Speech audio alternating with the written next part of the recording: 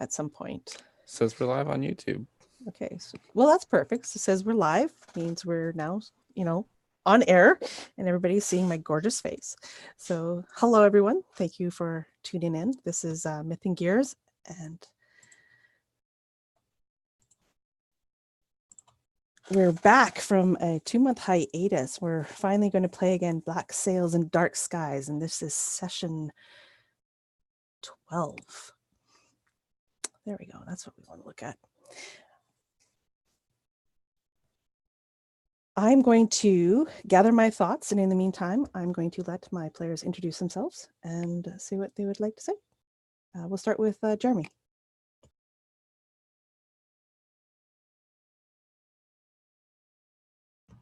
You said my name. Sorry, I was busy checking to make sure that we actually were on YouTube and then muting it. Hello, everybody. My name is Jeremy. I have a YouTube channel myself called the Erasmus Expeditions, where I have a lot of live plays, and I do videos where I talk about RPGs and sometimes post crafting, that kind of stuff. So yeah, if you're inclined to watch these kinds of games, then go check it out. I would really appreciate it. But I'm going to be stepping back into the very dusty at this point boots of Bronson Fisk. Mr. Fisk, he is the captain of the Triton's Folly. It's been a while since we've played, so what's really going to have the dust blown off of it is my understanding of the Genesys system. So I'm very, very excited, though, because this is always a really fun game to play, and these are several of my very, very favorite people to game with. It's always a riot. So I can't wait to see who loses appendages this time around, and to see where we might fly to. So thanks for having me.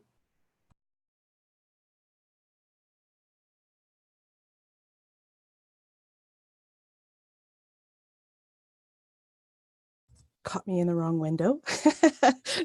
Thank you for coming here. Next we have, I want to say Charlie, but it's Baron. The name is confusing me. We are but one and the same. I'm Baron. I run the YouTube channel RWD Gaming, where we play D&D sometimes. Not very frequently, but sometimes. I do stuff and things. Come check it out. I'm playing the pirate, Charlatan Charlie, who has since lost his mask and now dons a potato sack. We're coming to terms with the events that are unfolding in front of me, or about to be unfolding in front of me. Next we have Megan. Hi everyone, I'm Megan. I run the YouTube channel Dice on Ice, where we do different stuff and things for RPG, and I will be playing Nicola King today, and I'm excited to get back into it. It's been a while, but excited to refresh into the Genesys system. So thank you for having me. And thank you guys for all being here. I'm also very excited to get this game back in the swing of things. So, and next we have Jason. Hey everybody, I'm Jason. I am a human variant. I'm looking forward to getting back into this game. We took a hiatus for the holidays, and it's been too long. I'm really glad to be back in it, and let's see if we can all remember how to roll these funny looking dice here.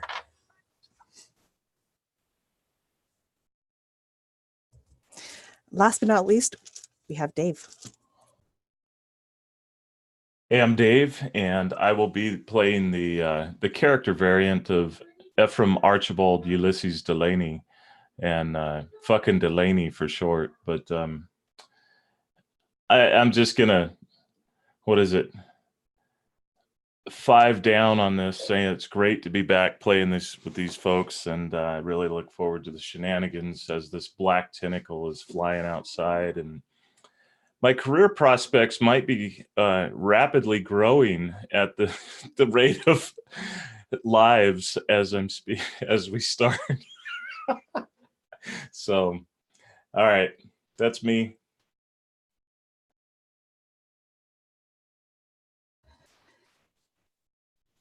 All right. Somebody reminded me that we needed dice for this game, so I'm rapidly trying to find them all. You don't need any dice. That's okay. You don't need them. I don't need them? Okay. I'll just make up numbers. Maybe. Numbers, yes. Make up all the numbers you want because this game has no numbers in it. That's Exactly. fine. All right. So we last left our crew fleeing the city of Paragon. They had gone to the university to find out, hopefully, some information that they could use to find out what they should be doing next, and what these things are that they have encountered before.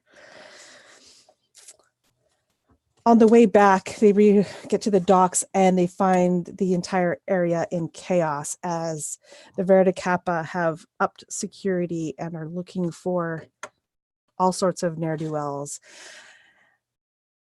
In the chaos, ships are taking off this way and that. Some collided with each other, collided with buildings, which then collided with poor Mr. Fisk. And battered, bruised, but together, the crew has managed to make it back onto the Triton's Folly, have taken off in the chaos. A storm has also erupted on the city. And as they were flying away from the city, they saw the storm turn purple. Lightning crashed through the sky and a terrible renting sound was heard as the sky opened up and some silhouettes of some things, as well as some long tentacles, were peering through the rent. These silhouettes of whatever they are now flying towards them. That is where we are going to begin. Effectively, we're kind of in what we'll say like a chase. They are, and then we don't really use squares, but for this, they're about 5 squares away from you. Your ship speed at this current moment is 1 square, and they are closing in on you. So, with that said, what are you guys going to do? So I know that Fisk right now is below decks, but just for Jeremy's edification, these creatures that are flying in, they look similar to the flying black creatures that we saw before. You cannot tell from this distance. Okay. At this point, they are just kind of like specks. Okay. Large specks, but you can't make out any details of them yet. We can tell they're biological in nature, not like some kind of mechanical flying thing. Like, it's not small ships. It's, something. Yeah, they're too small to be ships. I guess they could be like one-man ships. Okay. There's potential for that, but yeah, they're definitely not airships like you're used to, and they're not the Verita Kappa. But they're definitely moving. They're closing on us, and they're coming after us as opposed to just that direction. Yeah, they're close enough in that respect that you can tell that they are beelining towards you, and they're ignoring all the other ships flying out in other directions. They're coming towards you. Okay.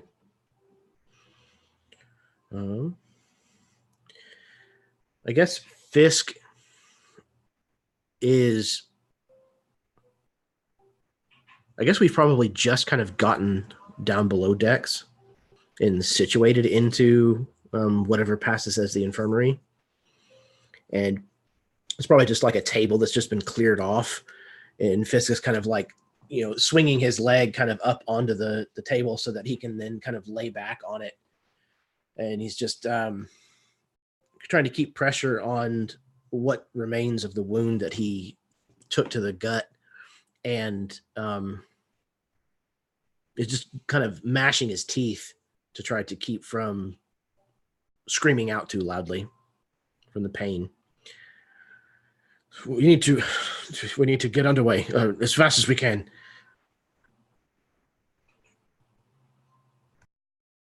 Sure, they're taking care of it.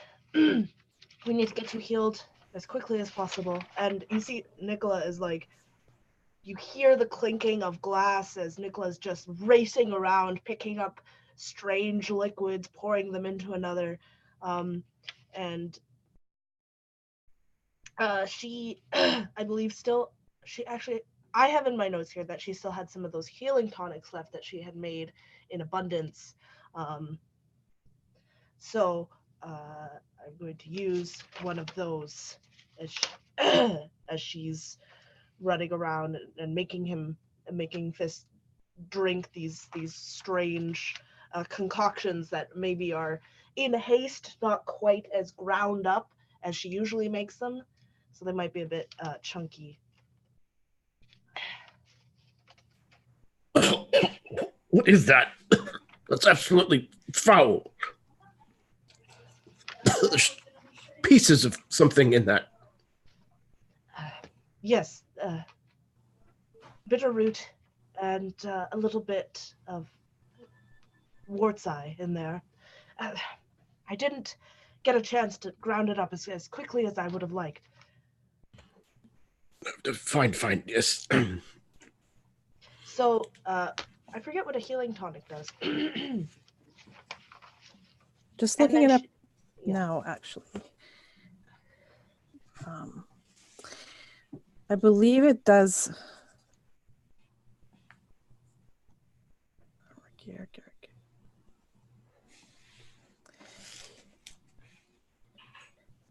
So it heals 5 wounds, but each one that you take after the first in the same day is 1 less wound. So the first one will be 5 wounds, then the next one will heal 4.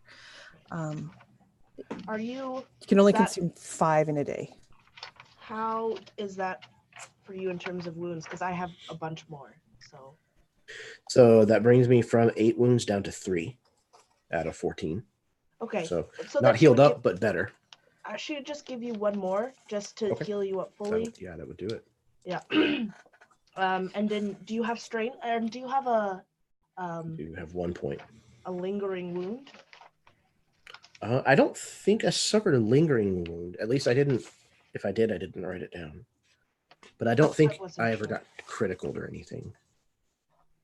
And I hadn't actually maxed out for my wounds, I don't think. I don't know. I don't recall taking a lingering wound from the chart.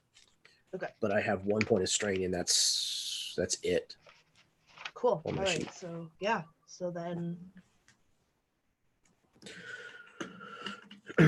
that should help you feel a little bit better. Yes. Thank you, Nicola. I appreciate it. You know, tonics seem to work very quickly. Before you go, I'm sure we'll have a lot to attend to before we get free of the city. But when you get the chance, you're going to have to figure out what is going on between Argus and Charlie. They're just the difficult men, both of them. Forgive me if this is out of bounds for me. This is in your court, but they acted quite childish. When we were trying to run away, they were more concerned with fighting each other than actually helping to get you out and to get to the ship.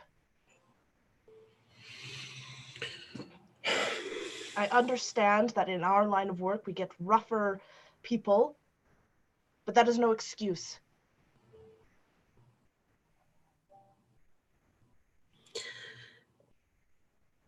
Very well.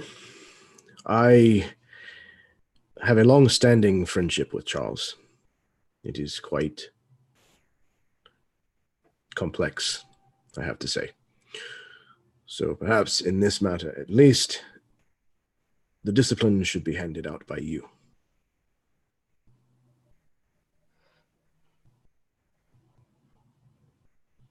Nicola just nods.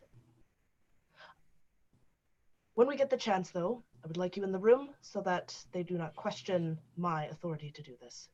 I will gladly do so. I will stand behind you on this. Thank you, Captain. He looks down. Thank you. Now, I believe we have A daring escape to pull off. Nicola nods, and she is going to bring up she has 3 more healing tonics, and she's going to bring them up just in case anyone on the deck needs a quick heal. But she would follow up the captain.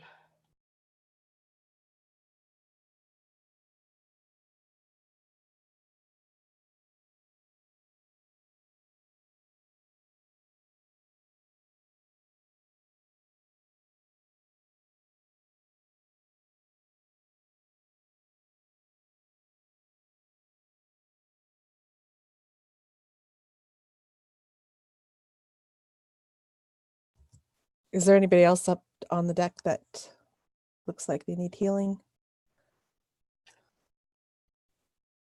I'll take some.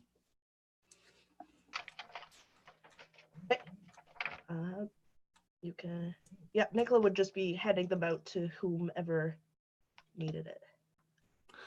So yeah, Charlie is up on deck, getting the sails in position and doing his best to expedite our escape, doing his best to not turn around. But I will definitely take one. What does it heal again? 5 wounds. First time you Okay. take it. It appears that Argus has 12 wounds of his 12 threshold while I'm standing. Okay. Then I think she would give you the rest of it. So now she's out of healing tonics. So the last 2. So that would be 7. No, not. No. That's 5 plus 4. 9. There we go. I'm a pirate. I can't do math. And she's the smartest amongst us. This is the doctor, ladies and gentlemen.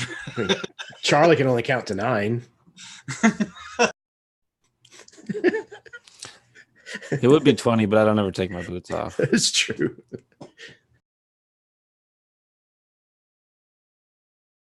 So heal for 10 wounds. Excellent. Heal for 9. 9, Yes. leaving me with 3. Excellent. So I would imagine that I'd probably come barreling around the corner because I was looking for Mr. Fisk, giving him a report of what was happening, and I probably almost I actually hit him, and because I'm in such a hurry, and probably almost knock over Nicola in the process. Is like, oh, I'm sorry, sir, and he's helping you back up, and like, wow, you're gonna make it. Yeah, I imagine even though like his wounds have been healed, like it's not as if the wounds never happened. I imagine there's still probably like a lot of internal knitting and things like that that has to happen. So like when you bump into him, he kind of winces and like grabs at the spot on his abdomen that had been pierced. He reaches out with his other hand, and, like puts it on your shoulder and squeezes just a little too hard. I'm trying not to explode and be really, really pissed off. And he kind of, Ephriam, what's going on? What are you rushing about for? Well, sir, the captain, I need to find my words because the cannons, yes, the cannons are prepared, sir. The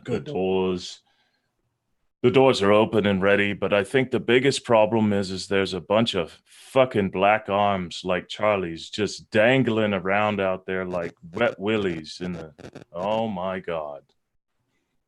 I've never seen the likes of it, but it's, yeah, come, let's look over the side of the deck. Yeah, he turns in and follows.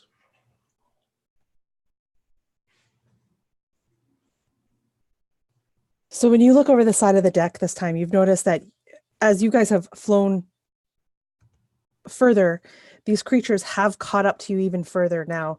They are now within long range behind you. So you can see that there is about 4 creatures, one being bigger than the other. And from this distance, you can see it.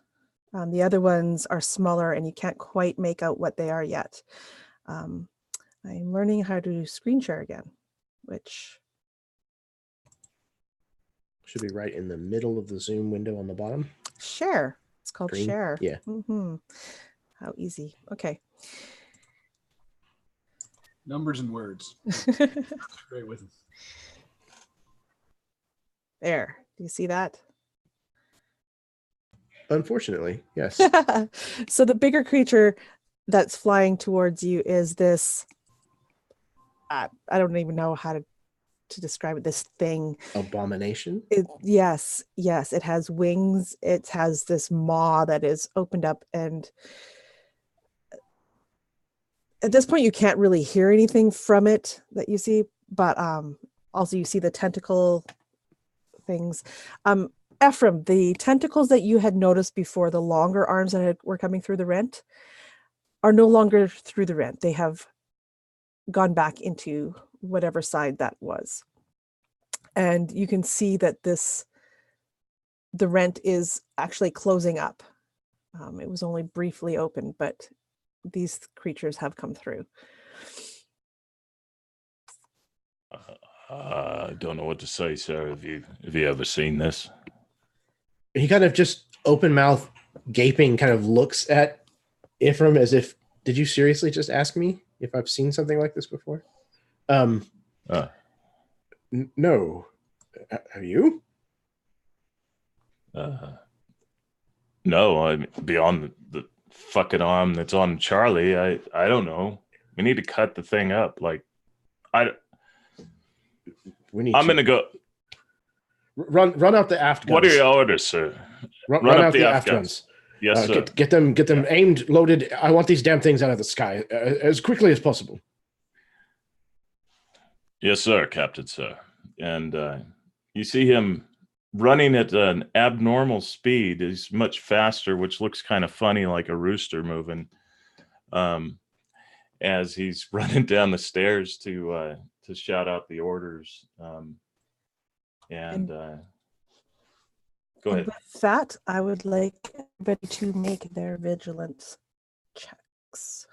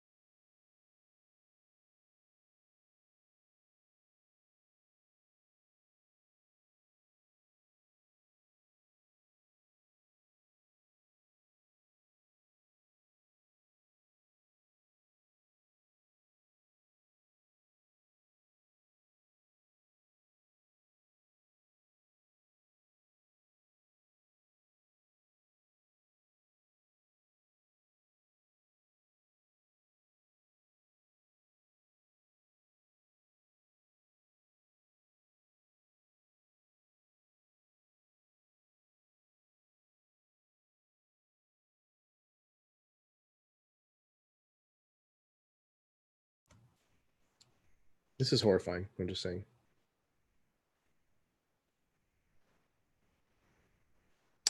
I often wonder, whenever artists create this kind of stuff, how they can sleep at night.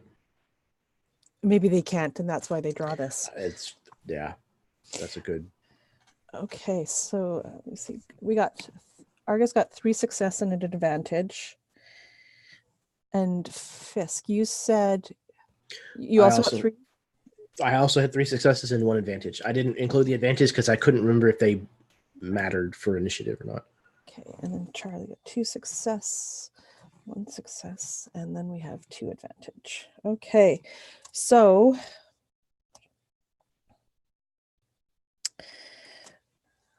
give me a second here. It'll be PC slot, NPC, nope, PC, NPC,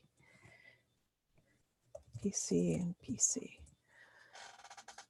1, 2, 3, 4, 5. Yeah, okay.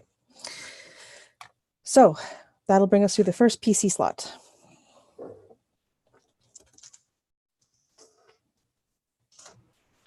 Somebody who can shoot these things, please do so. So, yeah, where's your ship? Back, right? So they are behind you. Your ship guns in the back only do short range. And they're long range? Currently, they are long range right now. Damn, okay. Could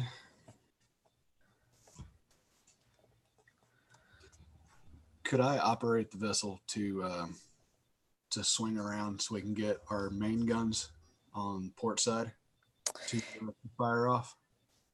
Yes, I just lost that on my thing. I'm going to get it back up. I don't know if you guys have the document open or if you can. There are some vehicle Maneuverings. yeah, things you can do while you're in the vehicle besides what you would normally be able to do. Would that be on the cheat sheet? It's on the PDF that I would have shared with you. All the copper gears and black and steel. Yeah. I was about to say that I think that Ephriam would think of the idea that we need, since it's short range, maybe we should slide the ship sort of broadside so that we can get a good cannon shot and then do a tricky maneuver. But he doesn't guide the ship, so. So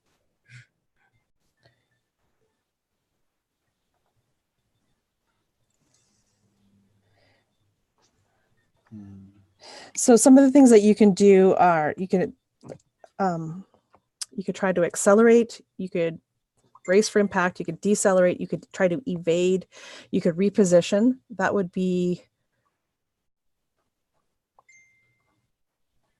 probably be what you were describing if you're trying to turn the thing. You could also try to do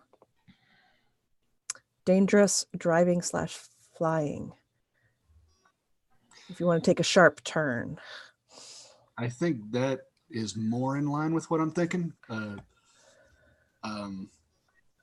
Like swing around very quickly and get a good broadside shot off.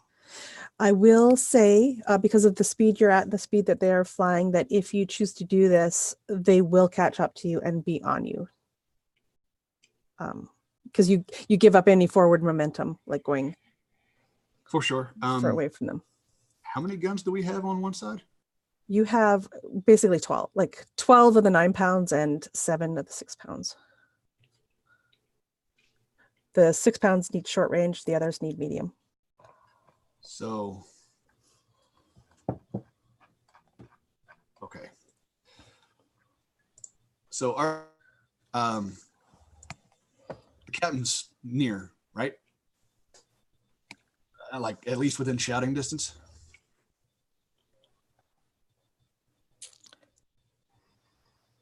I believe so.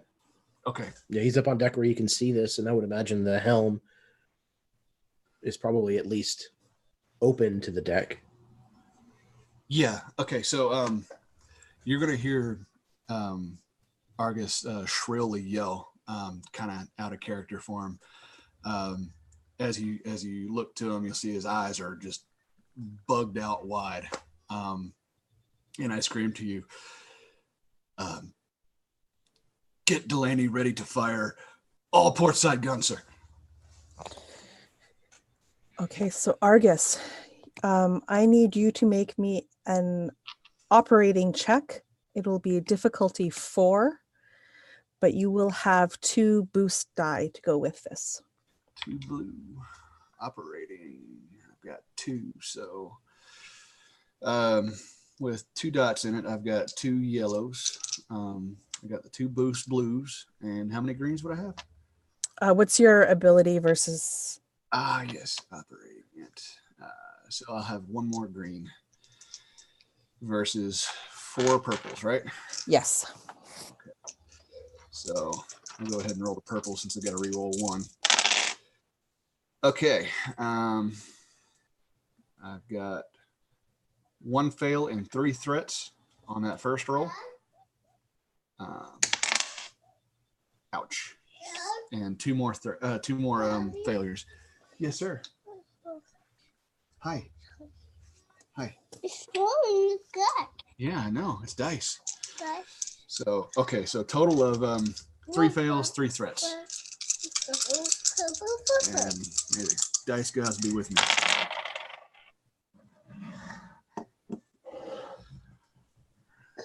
Chevrons are successes, yeah? Chevrons are advantage. They Advantage. cancel the threats. So the bursts are the successes. Yeah. And if you got a burst surrounded by a circle, that's No. that's a triumph. So I have 1, 2, 3, 4, 5, 6 successes, 2 advantage.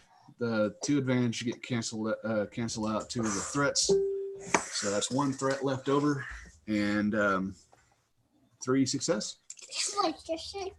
Yep. So you managed to do this then. You managed to turn the ship. However, there is a threat. Anyone on board on the top deck, I need you to make a quick coordination check. This will be average difficulty. So 2 purples. Dice. It's yellow. Yeah, it's yellow dice.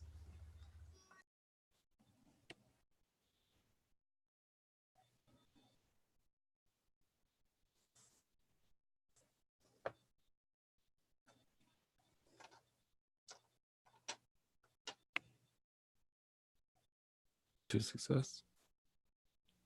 Okay. Got a success and a threat. Okay.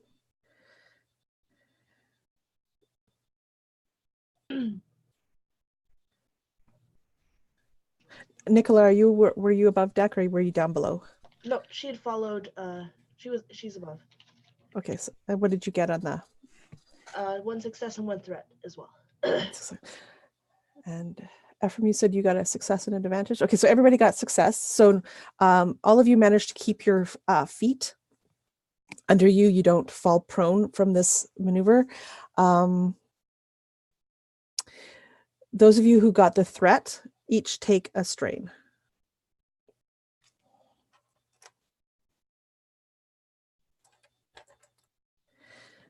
Perfect. Okay, so that is the first PC slot. Guns. Yeah, so second PC slot, is that going to be Ephriam firing? All right, so he comes waddling down there like an angry rooster and squawks at them. Bring it around! Fire! Broad or which side were we using? Port. Port. Okay, so broadside gun, right? Yeah, so it would be Port side, broadside. no, the broadside are both other sides. So you have like half of those guns on each side, but they'll the damage is for 1 full side if they shot. So if Okay. you shoot all the guns on the port side, then you're going to do the 5 and the 3, but one is a If I short need to range. hit it. Yeah. So right now they're at long range. So I'm not sure if this is where you want to do this PC slot, to be honest. Yeah, that's true. So actually, he's probably waddling down there, looking out the port, waiting for the right time because he knows the range. And he's telling him to be ready as he's holding his arm up like for fire. So we'll put that piece. So we'll put Ephraim's PC slot as a later one. So somebody else can go right now. Would the copper communication tubing go down to the gunnery deck? Oh yeah, I'm sure you guys have got all the various spots. Like you probably got like the captain's quarters and the mess hall, like everything that the main is probably got a copper tube that's all connected to each other. You can just see right now like this array in each of the rooms, right, of these copper tubes that you can go and yell in.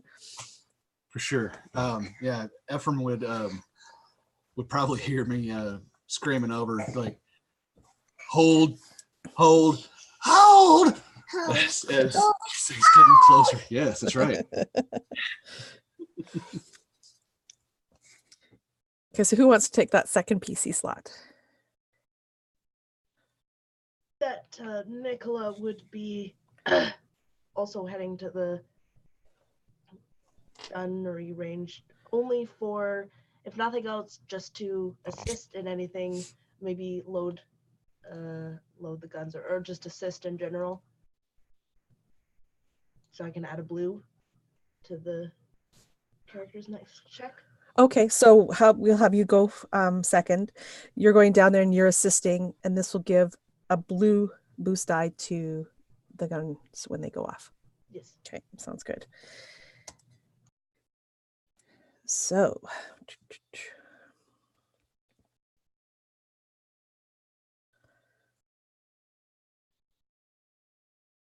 as the ship does this wild sweep to port side, these creatures close in on you, and they are now on top of you guys that are on the deck.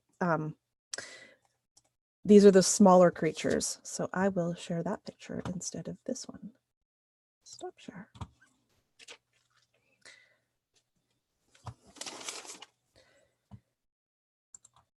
So these smaller creatures that come in, they're probably about half of the size of you, like a human.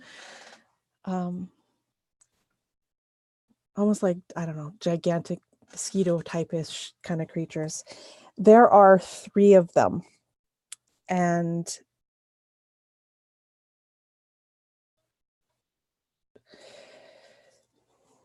we have who is on top. We have Mr. Fisk and Charlie, and the rest are kind of in their various. Ephriam and Megan are down. Oh, sorry. Ephriam and Nicola are down in the gunnery with the guns, and Argus is. Are you up on deck piloting? Are you down in the little room? You up on deck where you can see everything? I'm at the helm. Okay, so there's 3 of you up top, and so 1 each. So does anybody have melee defense on their sheet? Melee defense? Yeah. Let's see. Melee defense.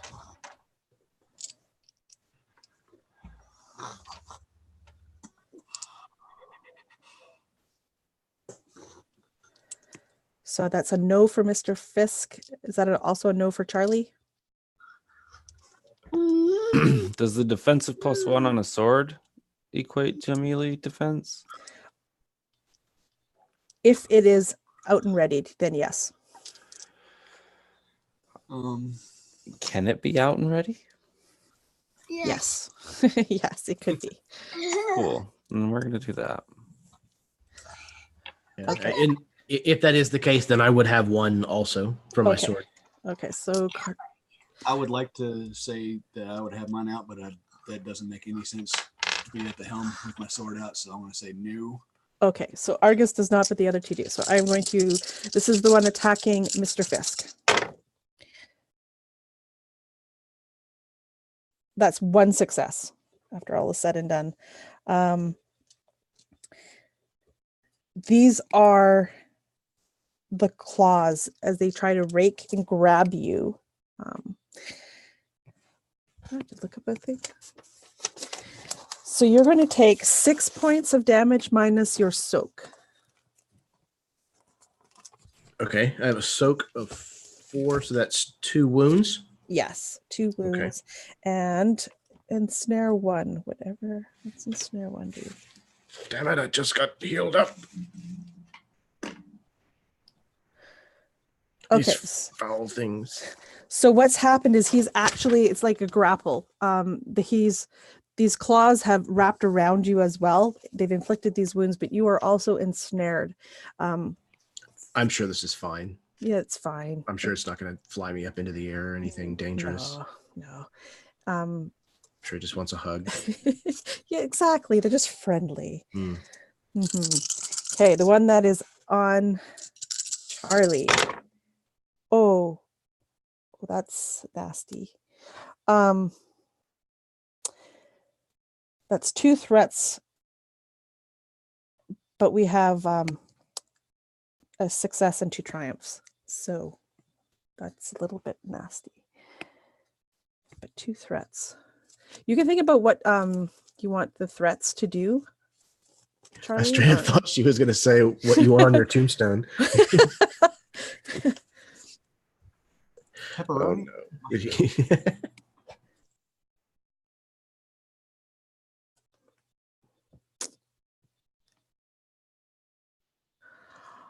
I'm thinking, okay, so damage wise, you also are taking 6 damage minus your soak.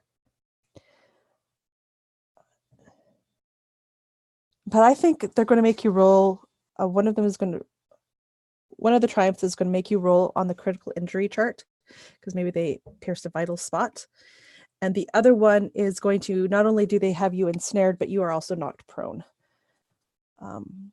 So I need you to roll me a D100 roll, add 10 for each critical injury that you've already sustained and that hasn't been healed.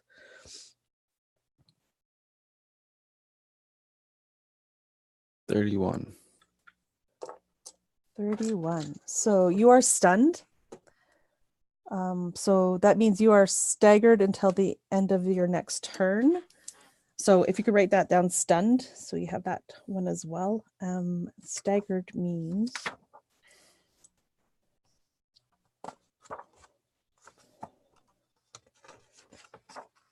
it would be easy if this was all on the same page. Staggered.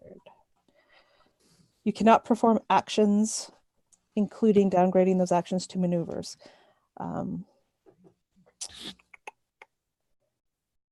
Yeah, so basically you're not going to be able to perform any actions on your turn. You can perform your maneuver though, but you only get 1 maneuver. Okay, and then we have the one on Argus.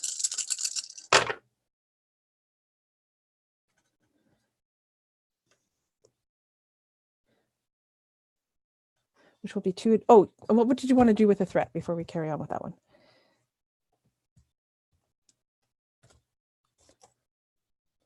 I didn't find what I could do on the summary I'm looking at, so I was busy taking damage. Okay, so so some of the things that they kind of recommended, like the opponent, which would be you, would automatically get a free maneuver. Or you could add a boost die to a target's next check. So you could have a boost die for your next check. Or somebody could suffer a setback die on their next action. And that would probably go against like the NPC crowd. Or something along those lines. Anything? I'm gonna give him a setback. Okay. For I don't know if it would be the one on Argus next.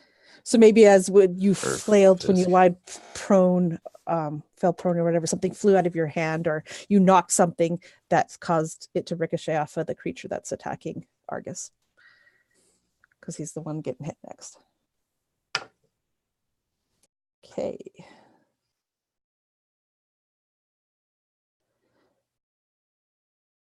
So do we have Argus? Is Argus here? Or is he dropped out?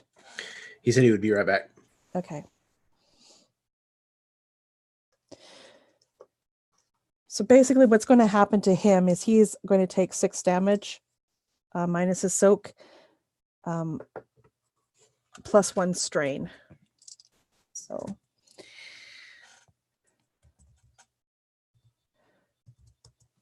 that will bring us to the next PC slot.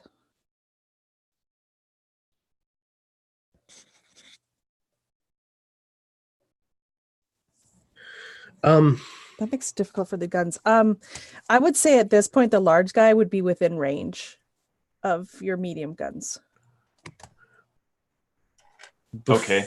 Well, Go ahead. before you go, there's a thing in your document about additional vehicle actions Yes. Yeah. that other people other than the pilot can take.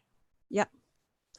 I was thinking about taking the fire discipline action, where I can roll a hard leadership or discipline check, and I forego fighting. Well, I guess I wouldn't be doing that right now because I have one of these creatures on me. So never mind. Okay. Go for it, Dave. So Delagny is watching through the port and waiting for the moment, as I would imagine that he hears, Argus was yelling hold, but from his keen eye, he's seeing that it's within range. And he's like, oh, fuck it. And he turns and he sees Blue standing next to him. And he looks down and there's a puddle of piss underneath him because he was looking through the porthole with him. And he slaps him right across the face and says, Blue, if you don't fucking man your cannon, you'll be dancing the hempen jig. Move it.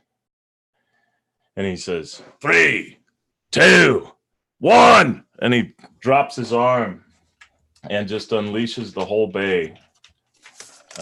So it's a gunnery check with what, two purple, 3 purple? Forget about your blue. Yeah, it'll be 2 purple because it's medium range. And you'll get a blue because of the advantage from, I can't remember what it was, from Nicola's or something. Yep. Yeah. Our illustrious surgeon.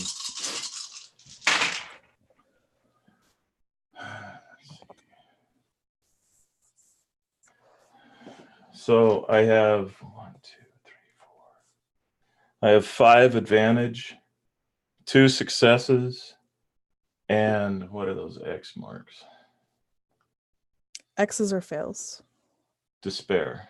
No, not despair. Failure. So I have 2 fails, so that took out my 2 successes. But I do have the opportunity to utilize one of my skills here, which instead of wiping out all my successes, because I have knowledge specialization and gunnery skill, I can change advantages to successes.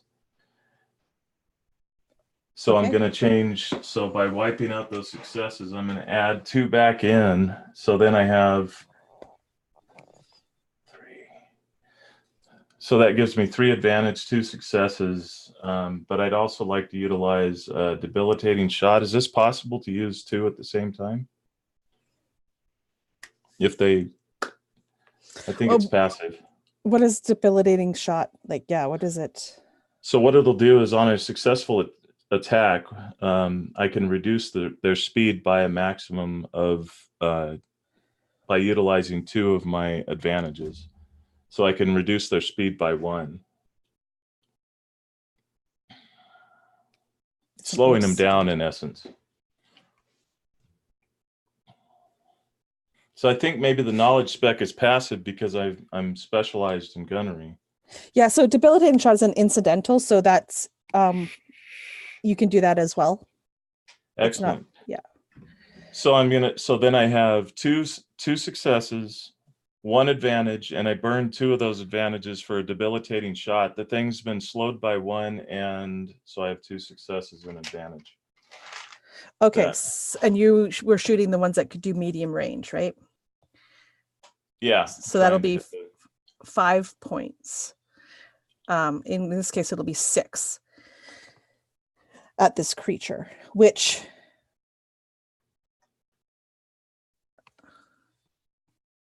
I'm going to say is going to actually explode with all of the shots, because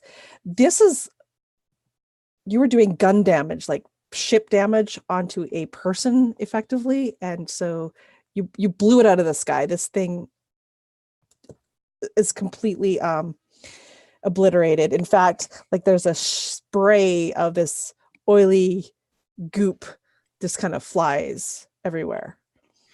And it mostly hits the bottom of the ship because the ship probably rocked because we just blew off the whole freaking cannon side.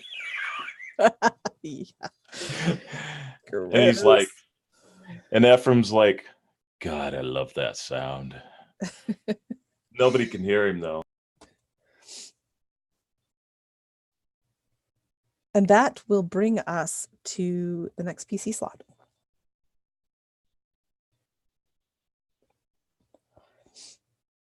I would like to try to get this thing off of me. Sure. You can if try at all to possible. break its grapple effectively, the ensnare. It'll be a hard athletics check to do so. So it's 3 purple. Okay. I have a 4 in athletics. So 4 purple, you said? 3 purple. 3 purple. Okay. That's how many purple I have. I'll have to re-roll these yellow ones though. So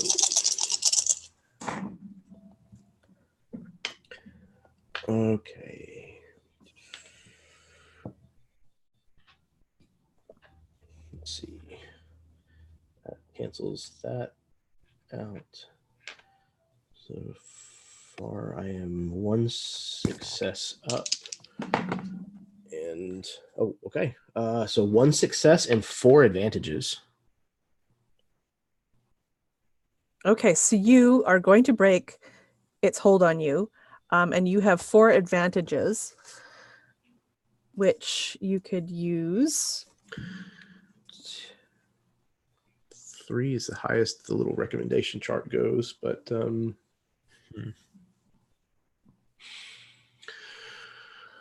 there's not a way to turn that into an offensive. You can take strain to do another action if you want, I believe. Okay. Okay, so I believe that. So you could still do something. So you'd still have your 4 advantage where you could use your 4 advantage to do something, set something up, and then take 2 strain. it would be 2 strain to do a second action. Yeah. Okay. Oh, it's actually a second maneuver. I'm sorry. 2 strain to get a maneuver. Okay. So would this be considered?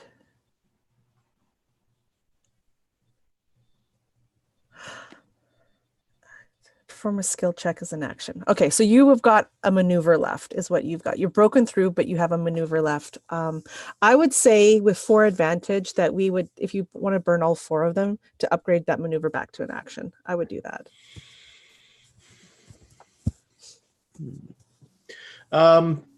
Then yes, I would like to do that. Yeah. Okay. So as I'm kind of freeing myself of this thing, I had my sword out, but he had like grabbed a hold of like my sword arm around like the bicep tricep area, and then was maybe holding on to like, you know, the waist on the other side of my body or something.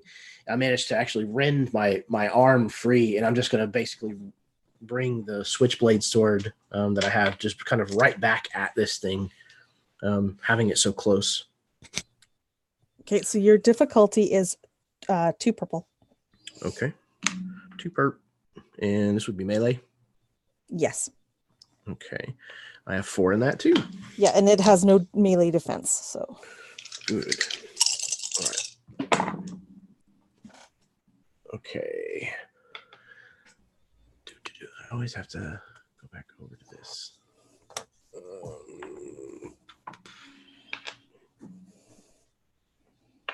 Okay, so that so far is a success and an advantage.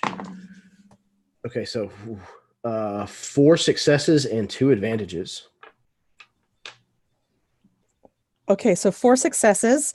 That'll be 3 more damage than what you would normally do with your weapon. Which is +3. And what's your brawn? 4. So you're doing So that's 7. 10. So 10 in total. Minus its soak. Okay. And you have 2 advantage. I think the one that I saw. I'm gonna add a blue die to someone's next check. Yeah, to anyone. So you can choose who you want to give it to. Who was the one? Charlie, absolutely. Okay, so Charlie, you have a blue boost die on your next turn. Who has not yet gone this round? Which is me. Okay. And I'm stunned and prone. Okay. So you cannot do any actions. However, you can do maneuvers. Right. I'm going to stand up.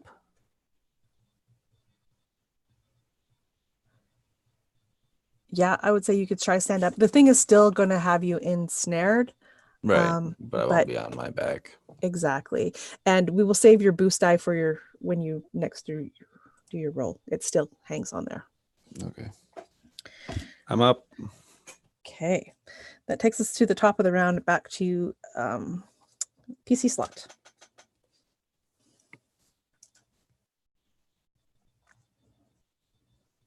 I think Argus again to try to get speed going. So Yeah, Argus, or- you're back. I don't know if you saw that, but you would have taken 6 wounds minus your soak and a strain. 6 wounds and a strain.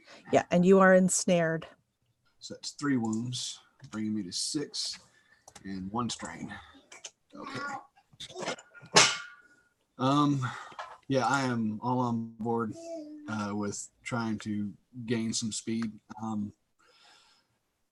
How high up are we? Probably a few hundred feet, I would say. Okay. So diving would be a really great way to gain some speed really quickly. So I would want to maneuver the ship not so sharply that everybody's in danger of falling off, but enough to get us moving and hopefully away from these guys. You are currently ensnared, though, which means you're immobilized. Well, that's no good. So you can't do any maneuvers at this point until you break the Do a barrel roll. break the ensnare. Hold on 1 second. Sorry.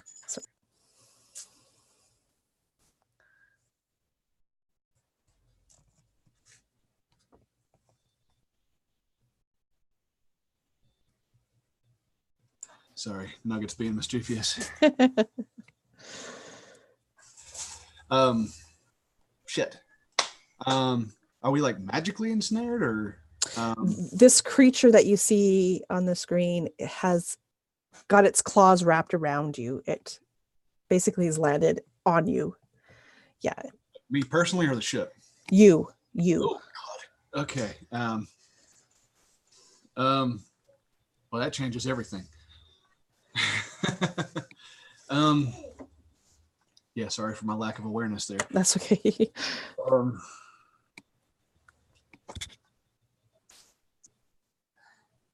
Am I able to draw my sword? At this point, the only thing that you can do is try to break the ensnare. Like for your action. Because you can't do any maneuvers while you're ensnared, so you can try the action of trying to break free. Okay. So that will be, you do a hard athletics, so it's 3 purples, and you're rolling an athletics roll. Okay, so what I want to do is panic. Okay. And panicking is free. Is it entangling me from the front or the rear? I would say at this point from the rear, the way you were, because you were around the helm, okay. So it would have attached to your back. So it's like its claws are in your chest.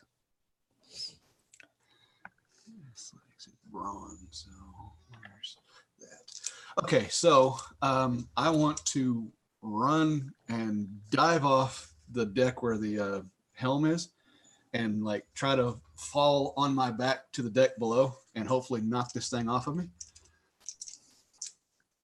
Okay, roll your athletics and we'll see how that looks. Yeah, that's the trick, isn't it?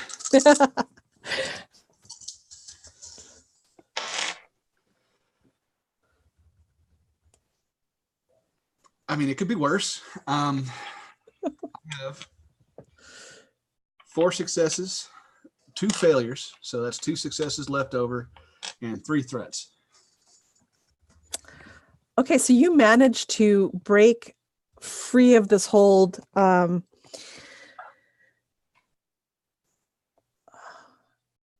what I'm going to say is that you fall prone in the process of doing this. So you attempt to try to remove it from you, doing whatever was that athletics.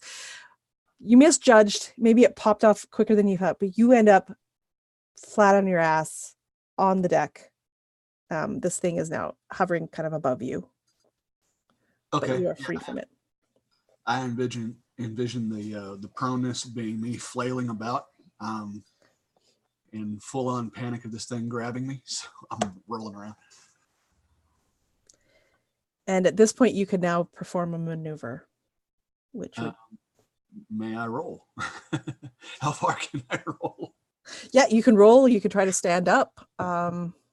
Basically, roll. You would roll from like out of its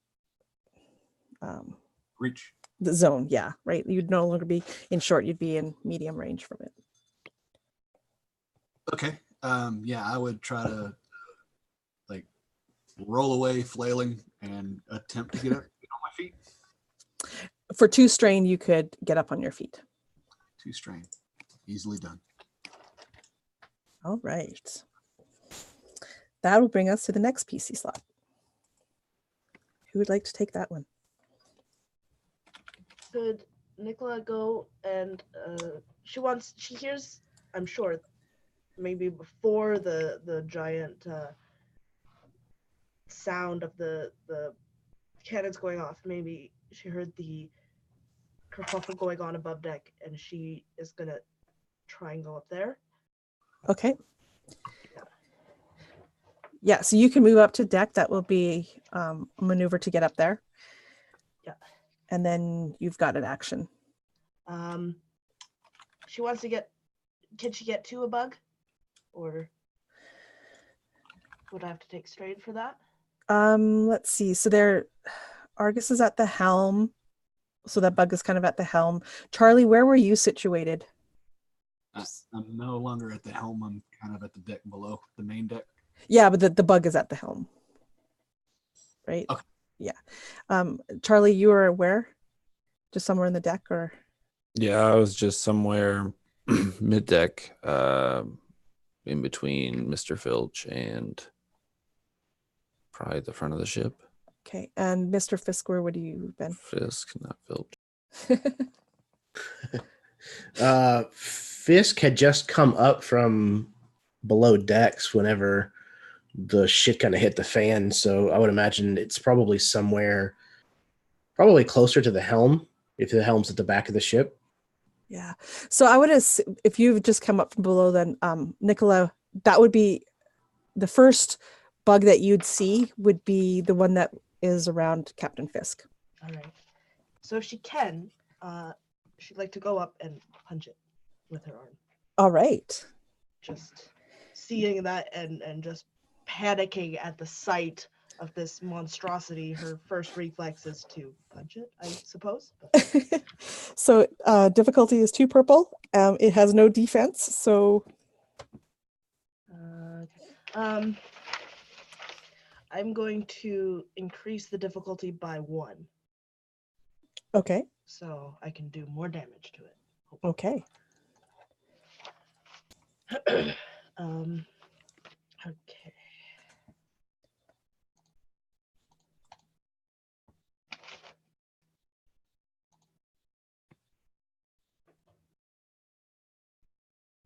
Okay. Oops.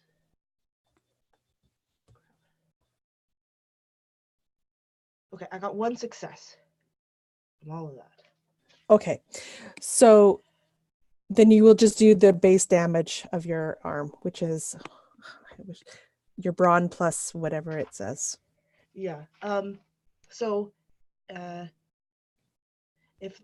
here, this is painful blow that I'm using. I can voluntarily increase the difficulty. If the target suffers 1 or more wounds, they also suffer an additional 2 strain every time they perform a maneuver until the end of the encounter. Cool. Okay. So how much damage do you do? And we'll see if it takes a wound. Okay. Yes. Oh, right. So, okay, sorry. So we agreed that it's brass knuckles, so that's +1 damage. It has a +1, and my brawn is 4. My brawl is 3. Okay, so it's going to take 5 damage because you got no additional successes, Yeah. minus its soak. So you do wound it. Aha. Okay, so it's wounded and it's taking a strain, you say? It suffers 2 strain every time they perform a maneuver until they die. 2 strain per maneuver. Okay. Yeah. Okay, so NPC turn. Okay. Fisk, you are still in front of this one, so we'll just deal with this one. Okay, so it's going to try and hit you. If it makes a difference, it's no longer ensnaring me, but I'm sure that it's going to try to. That actually is relevant, but okay. Yeah. So what happens this time though, it doesn't attack you with its claws. In fact, it's right there in your face. Like you managed to free yourself from it, but it's still like right in front of you. And it actually tries to lunge at you with its fangs. And those are a lot of X's. So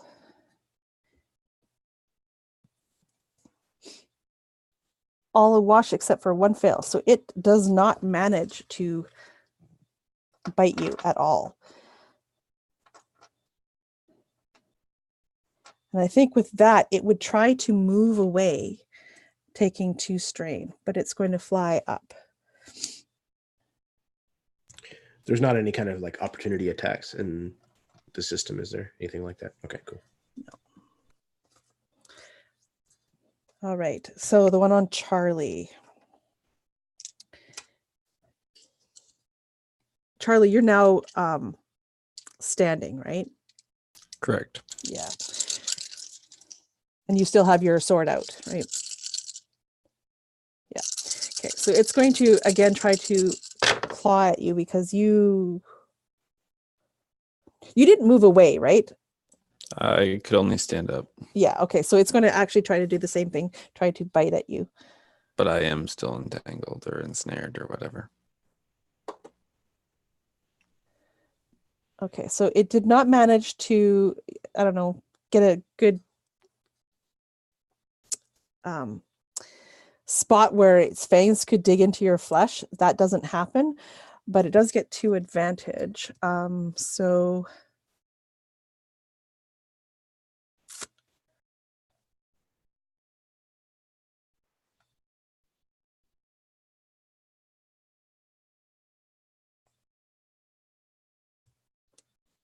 I don't know what it's going to do with that. I think it's going to give you a setback die.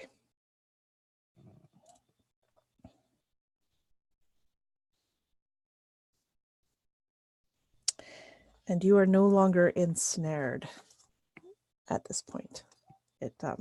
It's lunged at you with its fangs. It missed, but that also loosened its grip on you, and you are no longer ensnared. Brings us to the one on Argus, or the one that was by Argus. It flies to where you are, Argus, and again is going to try to lash out with its claws. Okay, so 1 threat, but it got 2 successes. So this time you are going to take 7 points minus your soak, and you are again ensnared. but there's a threat you can put against it. You can make it suffer a strain if you want, which is actually effectively a wound.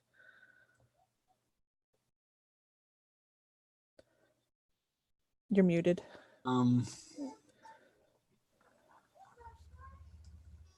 So the strain would translate into a wound.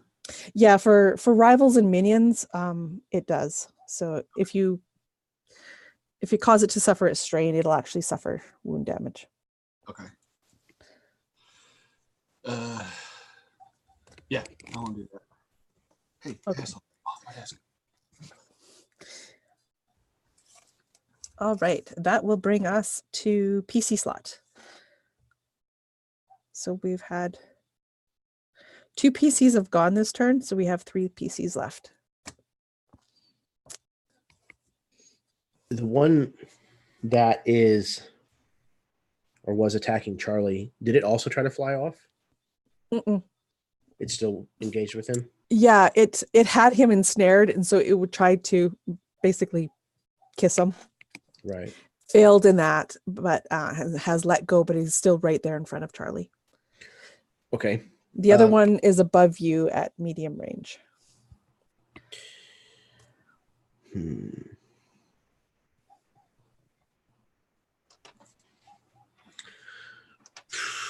I'm going to turn towards where Charlie has been in dire straits over there, and I am going to charge into this this bug that's kind of attacking him.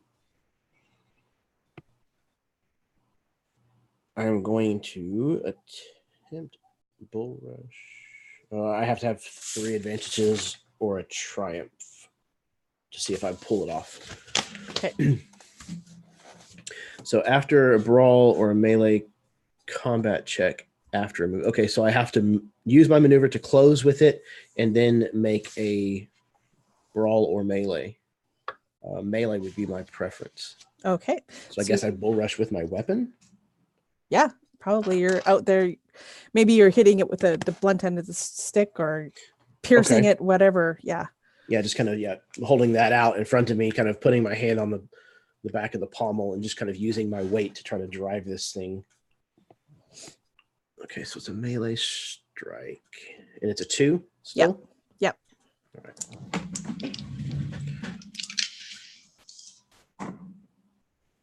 Okay.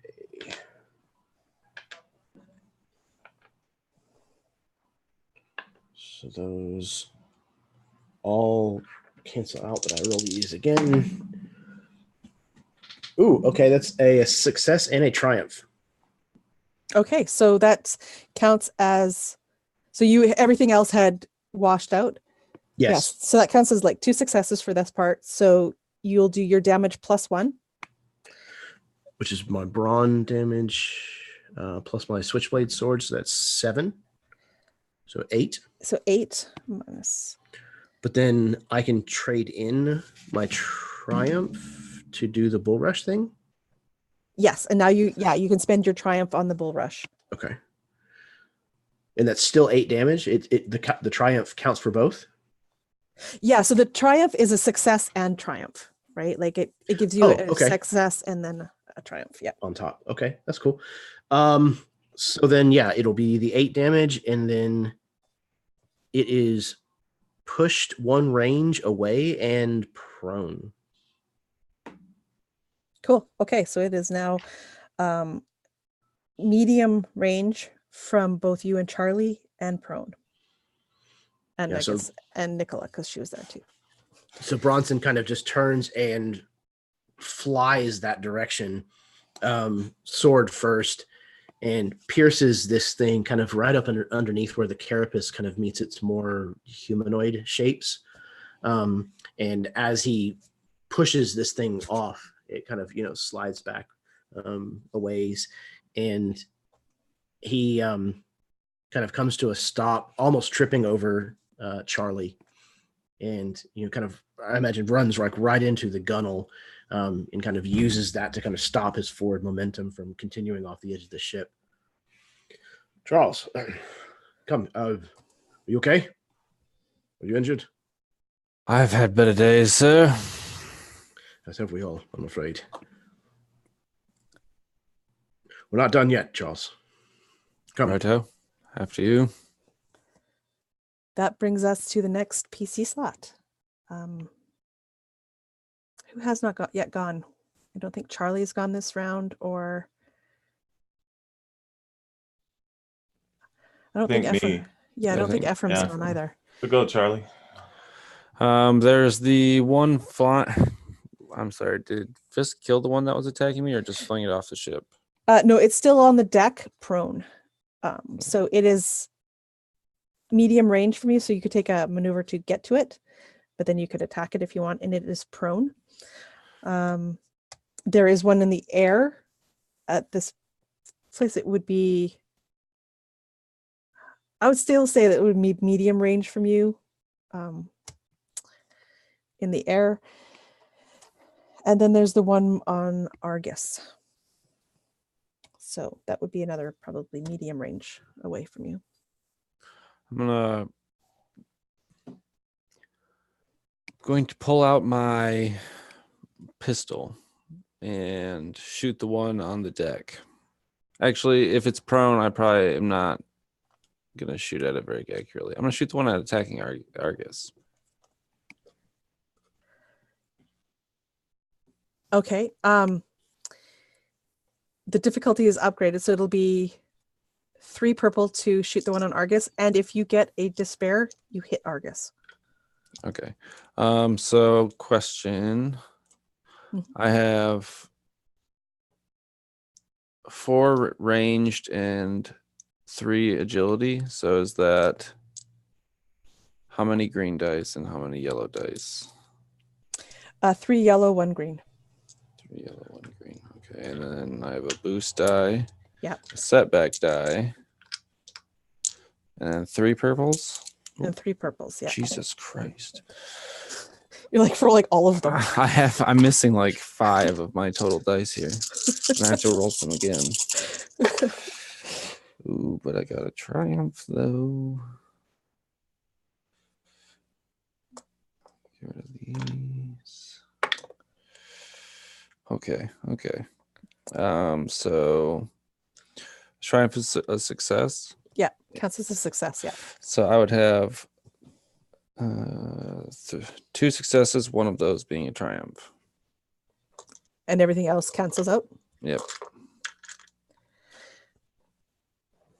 Okay, so you do 1 additional damage with the weapon that you are firing. You're firing a gun, right? Yep. Yeah, so that's just a base damage. How much damage does 6? Okay, so you're doing 7 damage minus its soak. Okay. And what would you like to spend your triumph on? I would like to spend my triumph on You could also make it a crit if you want to. I mean, it's up to you. yeah, I'll do that. I'll make it a crit. Okay, so we roll on the crit chart. Does somebody want? You can roll for that. And tell me what So you get. D100. Yep, the higher the better. 81. How much? 81. 81. Okay, winded. The target cannot voluntarily suffer strain to activate abilities or gain additional maneuvers until this injury is healed. Okay. Take that, buggo. Buggo is winded.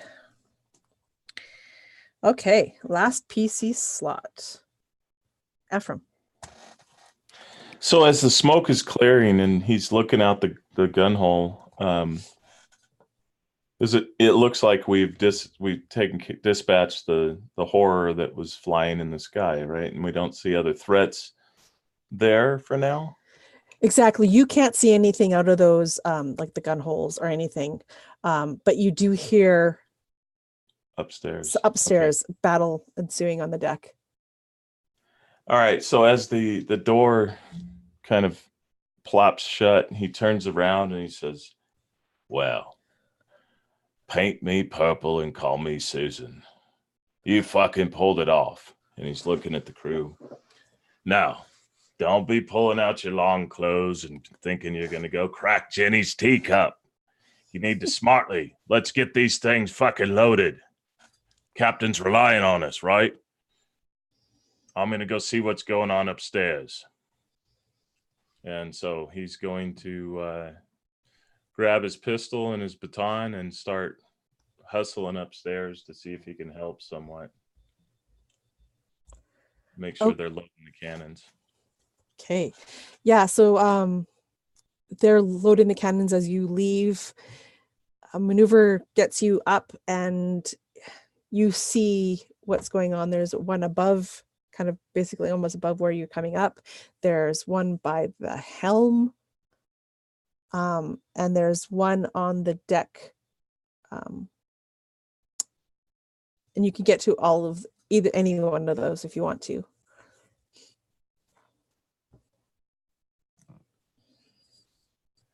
Okay, so as he's rising, as Delagny's coming up the stairs, and he sees the one that's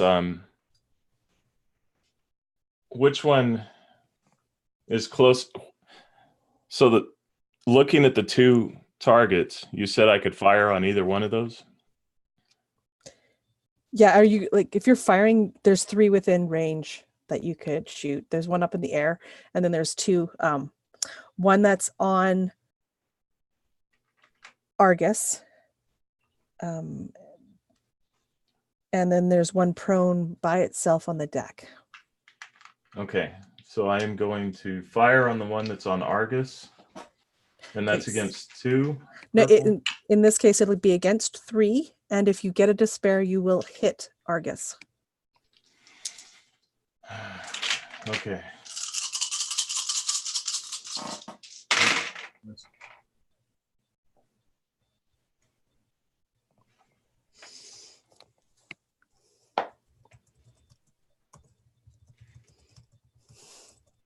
Oh, fuck.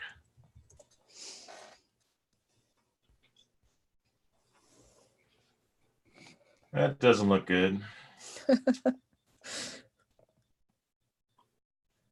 4 threat.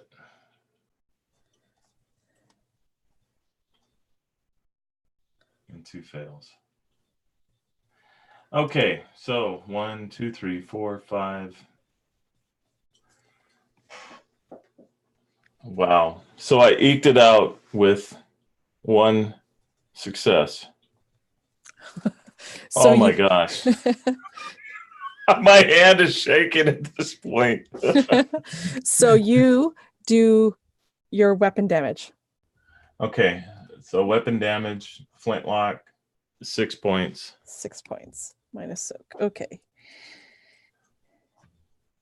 And it's accurate 1. Does that give me an additional? Oh, accurate 1 would have given you, I believe, a boost die. Let me just check that. Accurate. Yes. Oh, so I got 2 advantage with that then. Okay, so because you were just at 1 success before, so now you have 2 advantage. So what would you like to? You could perform a free maneuver. You could give a boost die to somebody, give a setback to somebody, heal strain. Yeah, I think I'd like to. Argus is looking pretty jacked right now, right? All right, I'm going to give him an advantage, or give him a blue die. Yeah. Okay. Blue die to Argus. Right.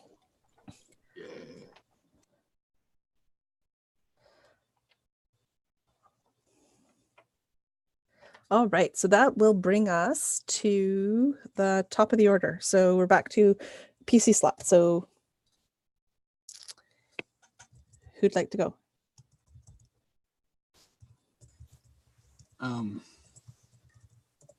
Could I attack this one that's right on me? Yes. It's just the one, yeah? Yeah. From where you can see, there's one on you, there's one on the deck somewhere, and then there's another one in the air somewhere. Okay, so with it just me and it, I get to add a boost die to my melee check. Plus you get the boost die from Ephriam's check. 2 blue.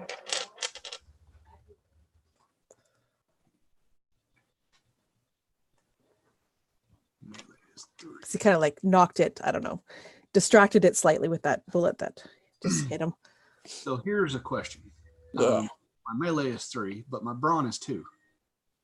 So you'd get 2 yellow, 1 green. Okay, so the green would be the third that goes over my. Yeah, so basically how I do it is you get 2 numbers. The highest number is going to be how many dice you have. The lower number is how many of those dice are yellow. Okay, so 2 boosts, 2 yellow, 1 green. How many purple? Your melee, that's 2 purple. All right, let's get stabby. As I slash wildly at the tree.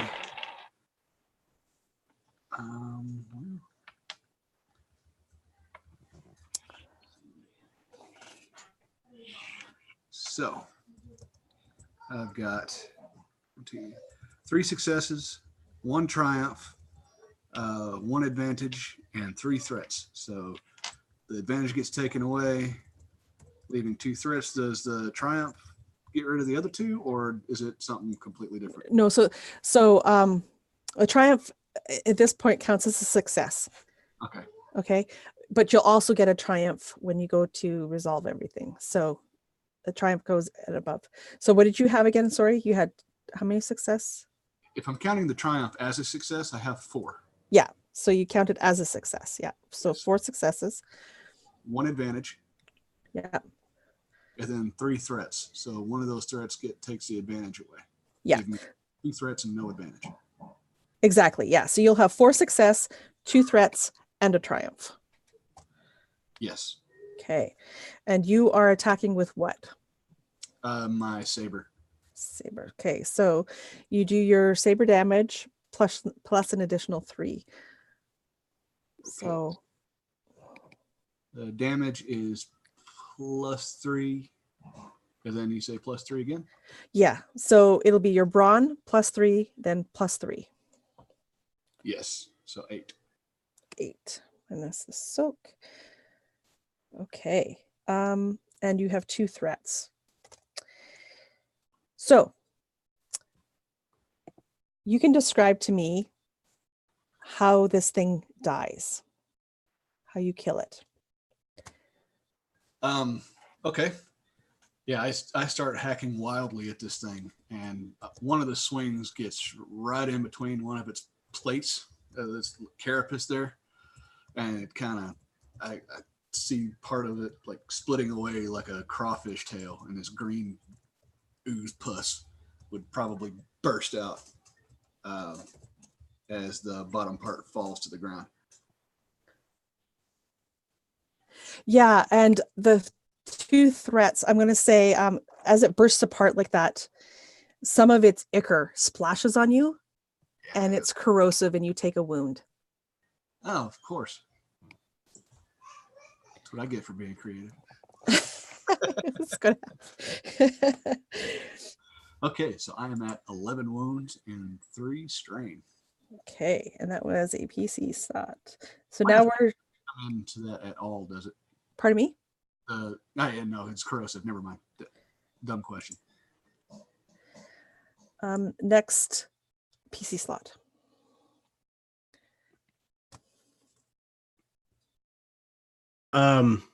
So from where he is kind of on the gunnel, where he's kind of recovered himself and turned around to make sure that Charles is okay, as he's asking Charlie if he's all right, Fisk is already unshouldering his blunderbuss. I have quick draw, so I should be able to draw a weapon as an incidental. And then the one that was initially on me and took off, I'm going to line up a shot on that and attempt to shoot him. Okay. Okay, I have long range with that, so it should still be in range, I think. Yeah, it's medium range. Okay, perfect. And this is ranged? Yeah, so it'll be 2 difficulty for medium. Okay, and this is agility, so 2 of those are green. All right. And it's 2, you said? Yeah. Okay, and then I have a boost die on him because I am tenacious. After I have hit something with a combat check, I add a blue die to checks on the same target. Oh, perfect. Yeah.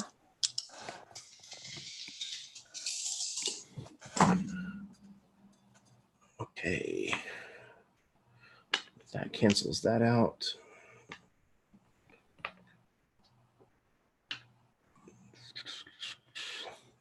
And those cancel those out. So that is 2 successes and an advantage.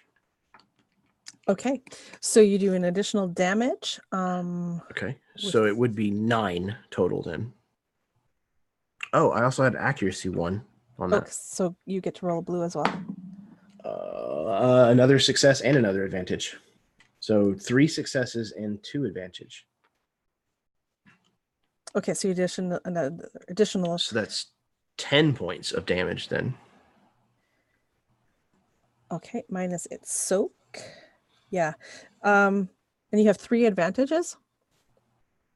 2 advantages. Sorry, 3, 2 advantages. 3 successes and 2 advantage. 2 advantage. Okay, so you can figure out what you want to do with those advantages, but you can also describe to me how you obliterate this thing. So I think it's kind of its wings are like, moving so fast they're vibrating, and it's kind of like slowed itself and is maybe, I don't know, maybe turning around. It looks like it's going to make another pass or something. And just as it's kind of turned around, its right kind of bulbous eye just explodes with the report of the blunderbuss from Fisk, and the other side of its carapace just kind of makes this kind of wet cracking noise as this ichor kind of sprays out, and it kind of curls up as it starts to fall through the air. Yum. Free maneuver. That I guess will I'm allow- gonna go ahead. Sorry. I was going to say a free maneuver would allow you to move or do something else if you want. Yeah, I think I'm gonna close with the one that's still prone on the deck. Okay. Perfect. So you get there as it is righting itself and I guess basically kind of hovering back up in the air. And it is going to try to attack you. You have your gun out, right? So there's no melee defense bonus at this point. Okay. Correct.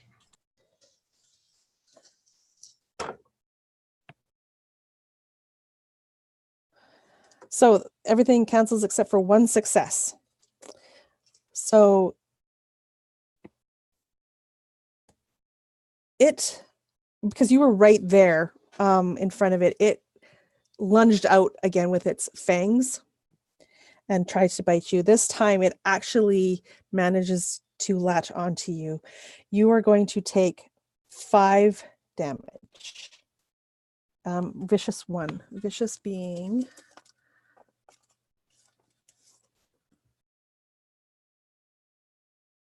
critical hit would add 10 to the result. Okay, so there's no critical hit on this one. Okay. So it's 5 damage minus my soak? Yes, 5 damage minus a soak. Do you take wounds? I take a single wound, yes. I need you to roll me a resilience check, please. Resilience. It will be one. Average resilience check, so that'll be 2 purple. Okay.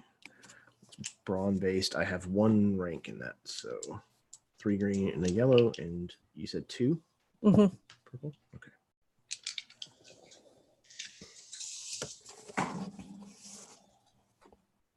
Okay, let's see.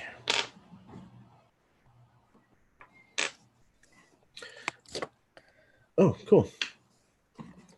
So yeah, the 2 negative dice came up blank. So that's 1, 2, 3, 4 advantages and 3 successes. 3 successes? Yeah, like a And champ.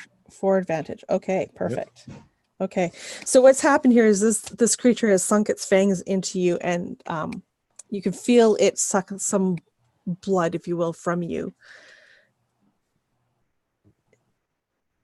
But you succeeded your resilience check, so that is great. That is its turn, and that brings us to the next PC slot.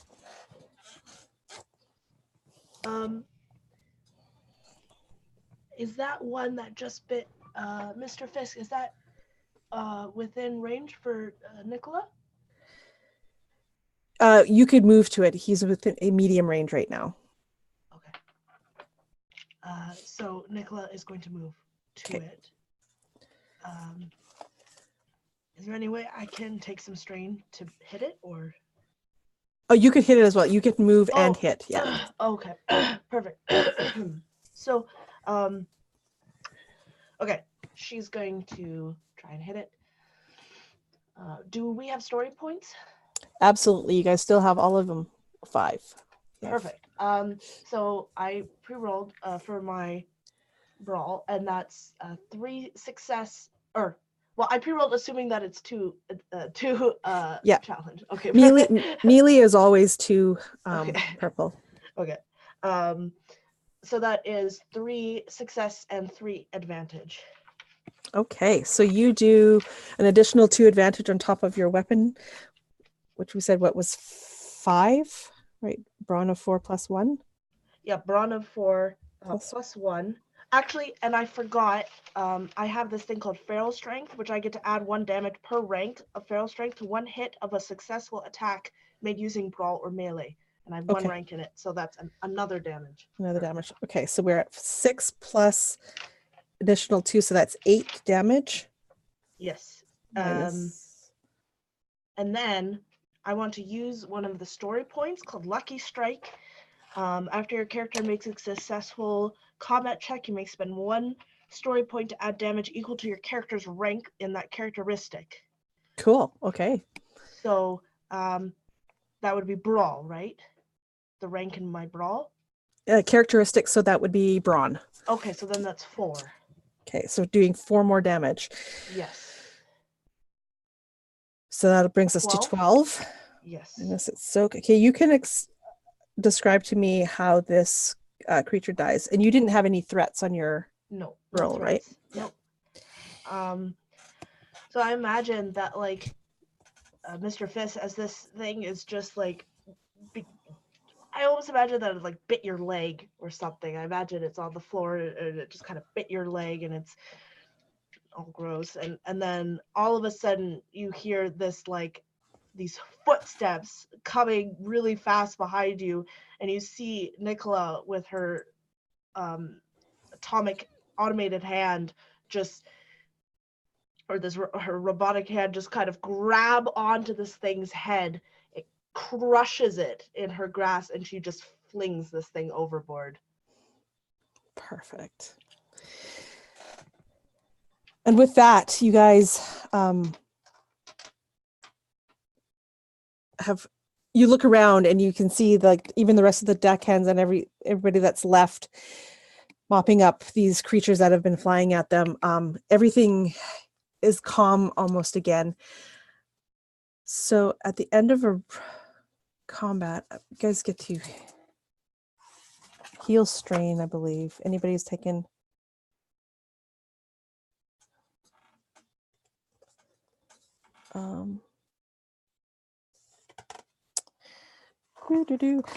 somewhere it tells me that you guys get to heal strain, recovering strain. Yeah, each make a discipline or cool check, whichever one you want to do. There's no purple dice in this roll, but every success you get recovers 1 strain.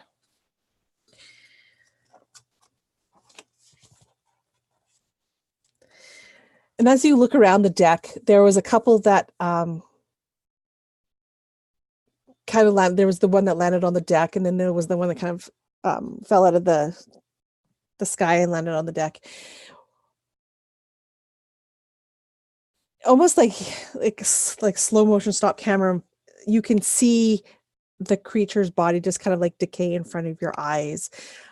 It quickly just kind of shrinks in upon itself and turns into like this oil slick on the deck. I would shriek and jump back. A triumph is, well, it counts as a success in this case, so it's just one strain. Yeah.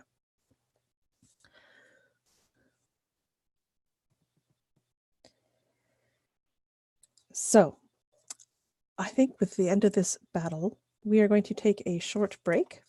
Could I Mhm. just say that I would like to order the crew to immediately scrub the deck? Absolutely. Any place where this stuff is, I want it gone as fast as possible. Absolutely. How are you going to have them scrub the deck? I guess we'll try, just water and lye or whatever they would usually use as a first pass. Maybe encourage Nicola to take a little bit and see if she can't. I don't know if studying this kind of stuff is her ballpark or. I also wonder if Nicola would have some sort of like, not antiseptic, but like something with a large amount of alcohol in it, either something that she has distilled. Well, you are a pirate ship. I'm sure there's rum.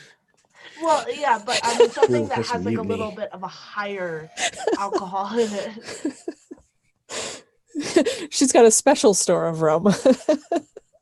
Yeah, I'm sure there is, because that you probably have this extremely potent moonshine or something that you use mainly for surgeries. Yeah. I would So assume. that's Nicola's private stash, Yeah, she has a private the stash. reserve. So Nicola Reserve.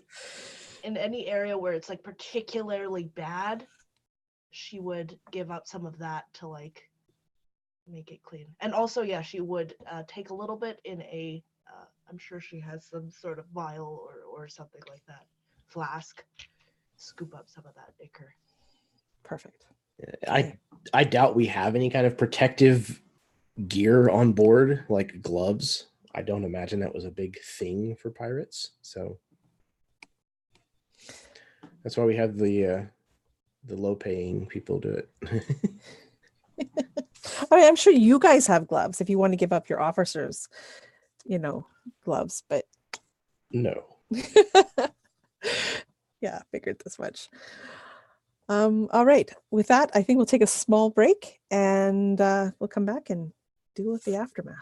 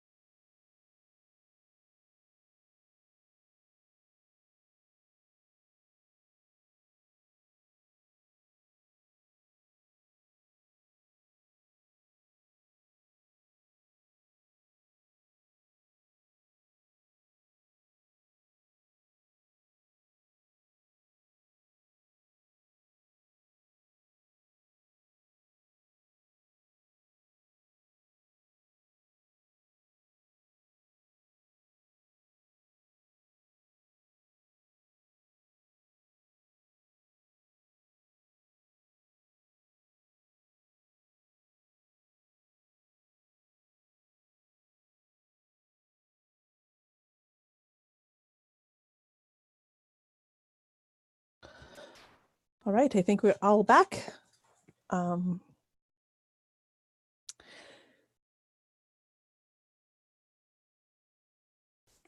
You guys continue to fly away from Paragon, leaving this battle behind you. The Icar has been cleaned off the decks as best as you could with what you had. You hope it's enough.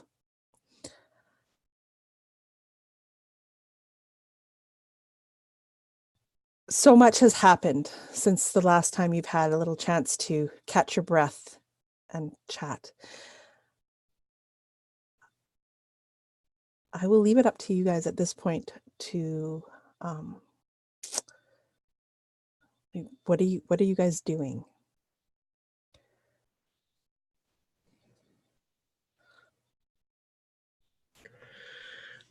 I think once it's clear that we're kind of safe, at least for the time being, and we're not currently being pursued by anything else, as well as, the cleaning is kind of underway, Fisk will call for, I don't know, an officers meeting, whatever you want to call it, in his cabin.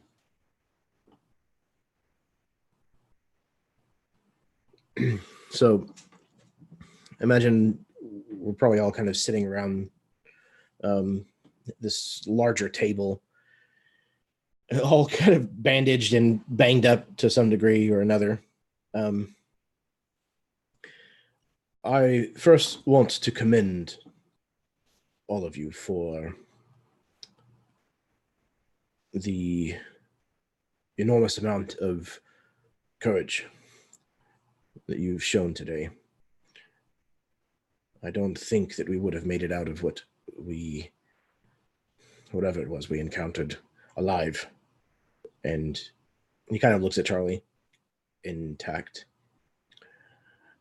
If not for the quick decisions that you all made and your prowess. So well done, and on behalf of the Triton's Folly, thank you.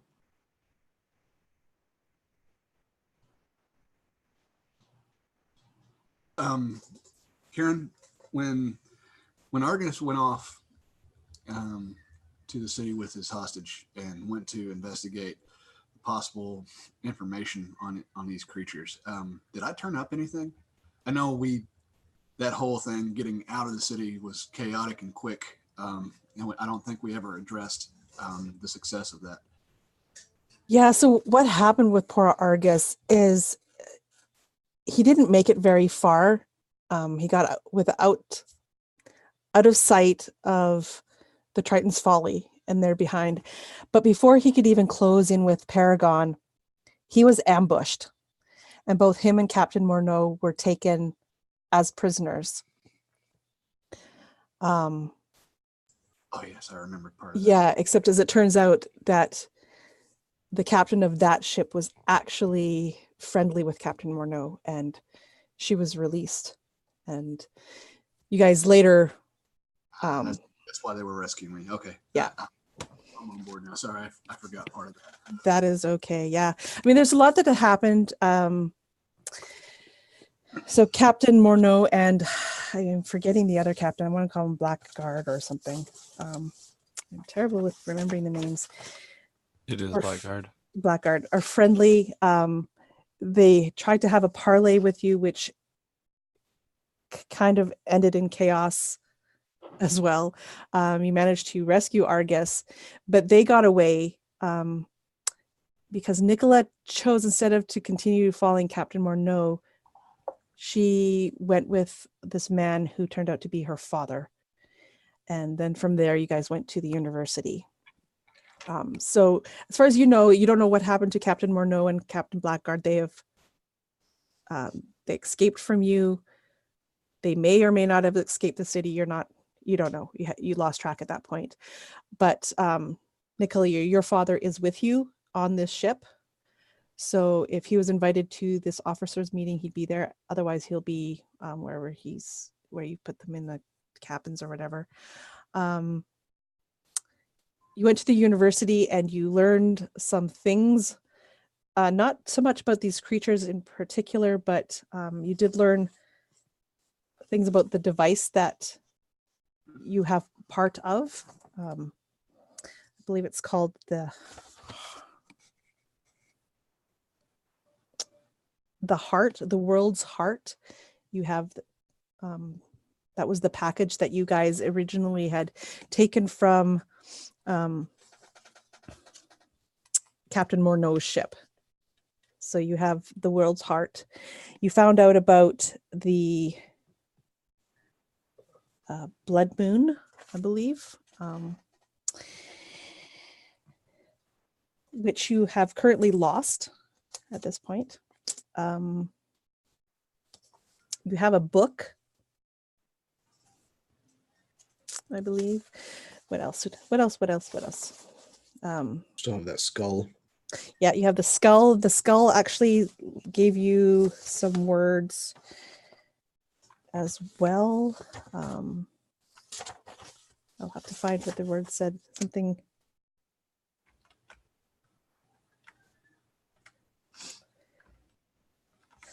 I'll have to look it up, but I know scratched in Captain Morneau's room while when you were first around those tainted creatures, she had written in blood, like, they're coming, and then by the light of the blood moon, all will be revealed. And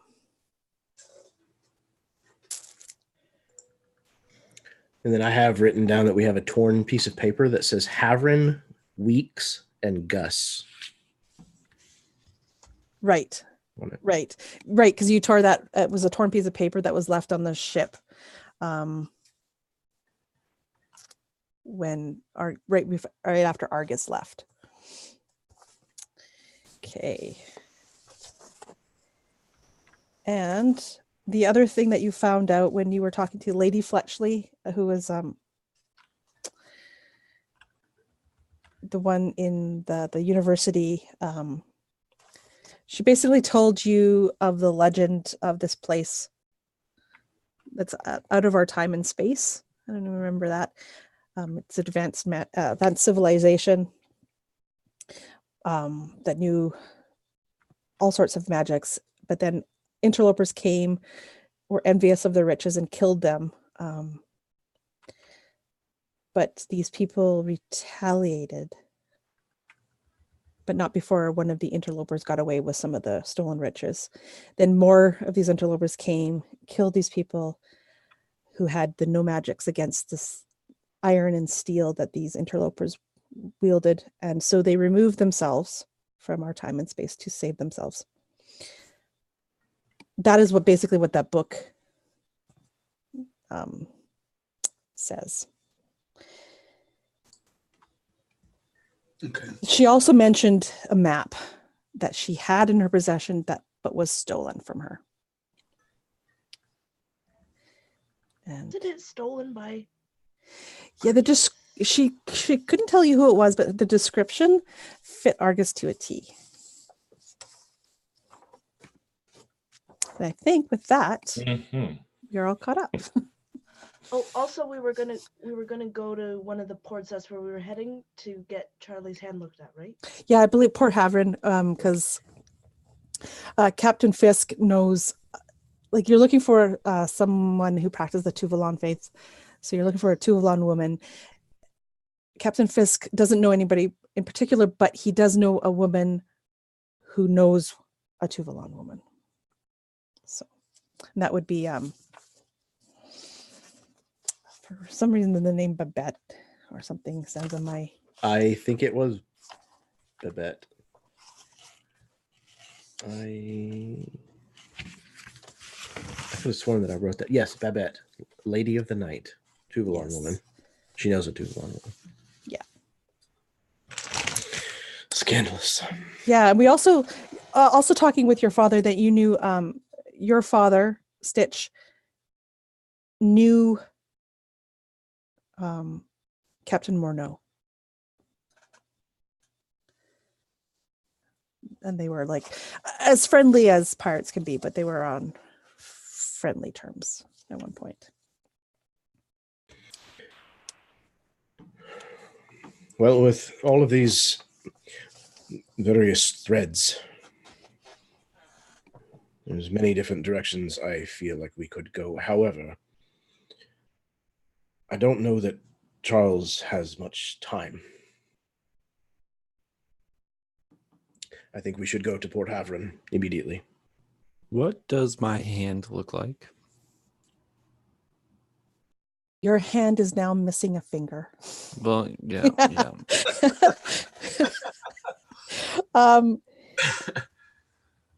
So it is a little bit worse than it was the last time you checked. It's now covering most of your palm.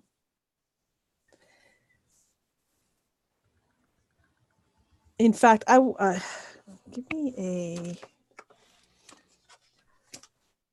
No, I think you would notice this as those creatures and you were fighting those creatures. Just the proximity of them, you felt like the pulsing in your hand almost like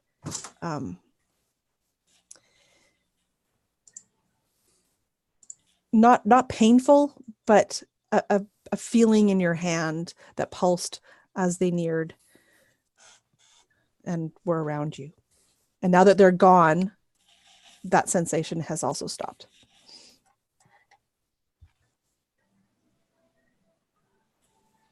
I think I'll keep that to myself.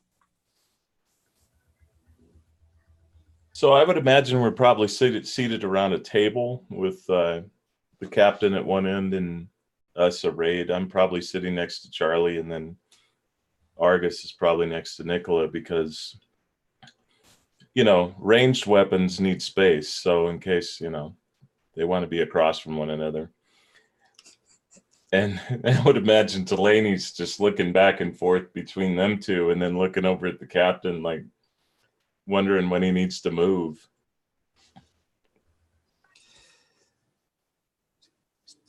Twice now we've fought these abominations.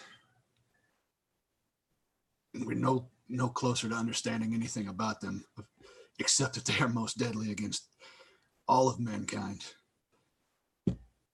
This rift that we saw is horrifying. Speaking of not understanding, Argus, I have a few questions for you. One, we had some very unsettling news that you might be in procurement of a map that was stolen from my father.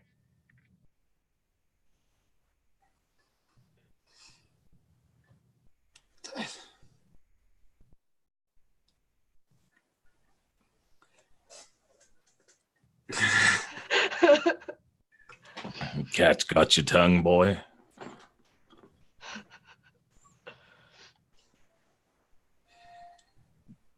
You hear like the thrum of 3 fingers on the desk.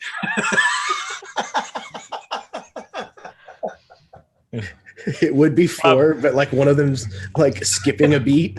Yeah, it's not long enough to thump on the table.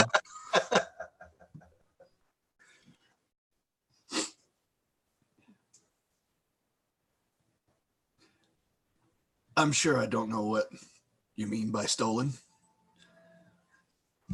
I'm also sure you, just like you stole our guest. Now, let's get one thing straight right off the bat. That was not a stolen prisoner. It was a bargaining chip for information that I sought. That you sought. And did you talk to the captain about that? Bargaining chip. Swift action required swift decision. Stupid actions require somewhat of a brain, which I don't think that you had in this case. So you should have not taken the action at all. Perhaps you failed to remember the threat that we came under when I went to seek this information. These abominations, and I point to the deck above, I remember us being waylaid because we had to save you from your own actions. Had to is a strong word, although I highly appreciate it. For now, I think. And you know nothing of this map. Now, I didn't say anything about not knowing anything about a map. What I have procured before coming aboard this vessel is my own business, as is your business, yours. So you have the map. I have many maps. This map might look a little special, a little different. Sorry, did Lady Fleshley say that it had been stolen from the vault, or just from her when she was reading it? Yeah, she had taken it out of the vault to go do something to figure out something about it. And in the process, while she was out and about, it was stolen from her. You stole this map from a lady, a woman, who worked at a library. Ring any bells? I have procured many maps from many people. What are you accusing me of exactly? Oh, Doc? she's fucking saying you stole the goddamn map. Regardless of how you came into possession of it, if in fact you have it, Argus, it is something that could help us in this instance. That I don't disagree with. But if you want to look through my maps, if you want to look through my possessions, feel free, Captain. It is your vessel after all. Charlie stands up. Well, you heard him. Let's go. Careful with that trigger finger. Another matter yet that we must discuss as well. And Charlie, I think you should be here for this. I think that in the town, how you acted was inexcusable, childish, and naive. Both of you. And she looks to Argus as well. I kind of mess with the collar of my shirt. A gentleman's honor is never childish. Biting off a finger is not exactly the most adult thing that I've ever heard of either. More akin to a dog. A gentleman fights to win. You hear Delagny snort at this, trying to hide his chuckles.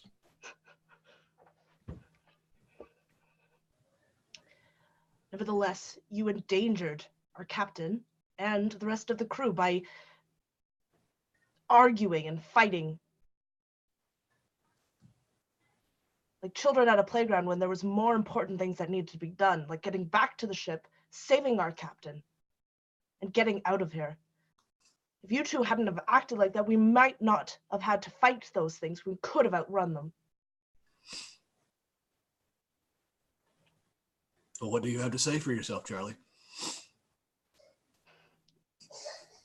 Oh, dear Lord.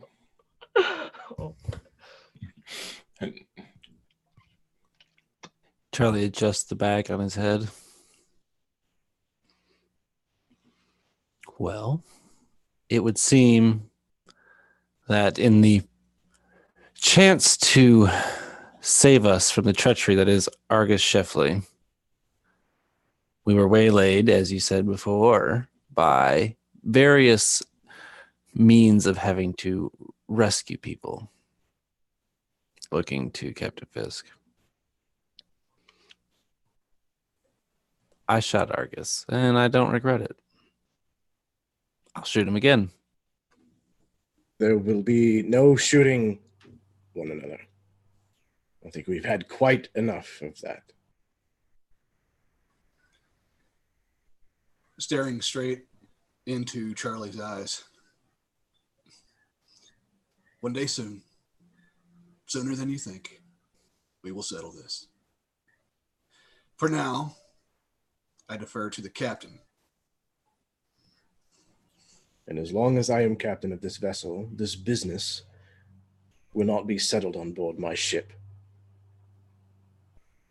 Noted. You can bite one another's fingers off all you want when you're not on my vessel. In the meantime, we have business to attend to that matters to all of us. But before we can get to that business, we need to figure out how to stop what is contaminating Charles.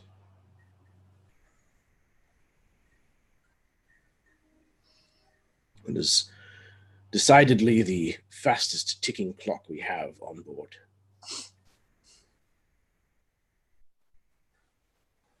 So, unless there are any further grievances that need to be aired, August, I would greatly appreciate being able to see any maps that may pertain to these bizarre events as we make our way to Port Havern.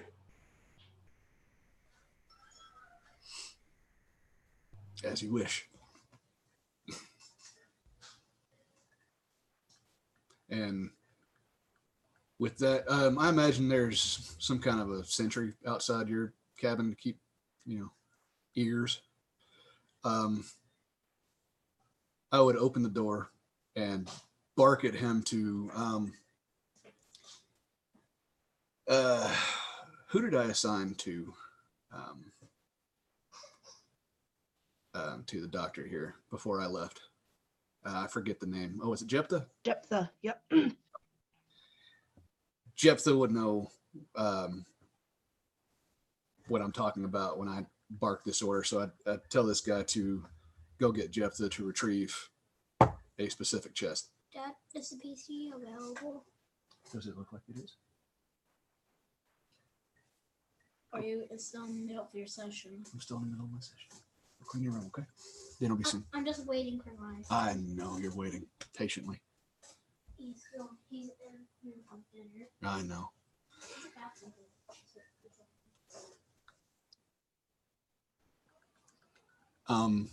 So I don't imagine it would be very long before Jephthah would come up with the chest I'm talking about.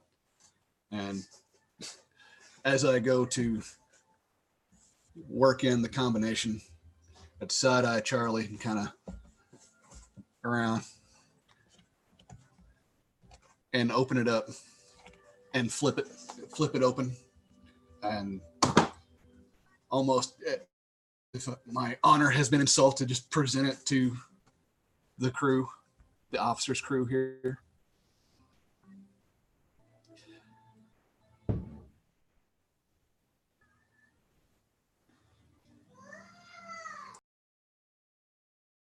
Fisk will kind of peek over the side,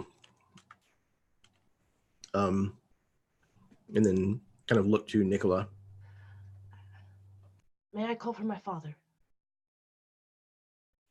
He will know what map it is. Please do.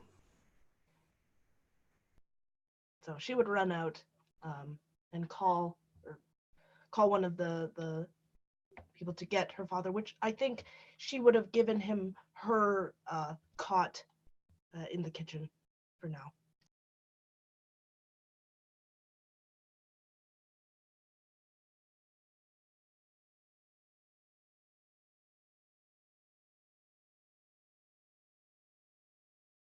Okay. So you go and retrieve your father, who looks at you kind of almost expectantly when you come into the room.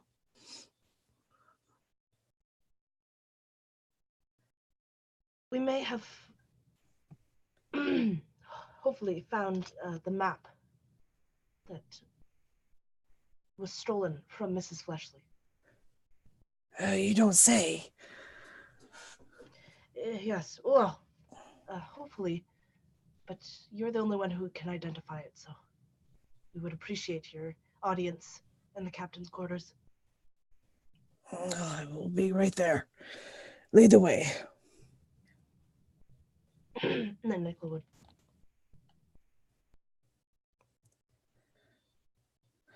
So, and he would come in, stumbling into, not really stumbling, but shambling into the captain's quarters, sees all the maps that are on the table. May I? And he points to them. With a cautious kind of glance towards Argus, and maybe a little bit of a, yes, it's okay, kind of look. He'll turn towards this man and kind of give him a slight nod of affirmation. So he starts shuffling carefully through these papers, kind of sweeping them one to the side, keeps going until he comes across kind of a weathered, worn map. I have sent you the map to the Facebook chat. And he taps his finger from his one hand. That one.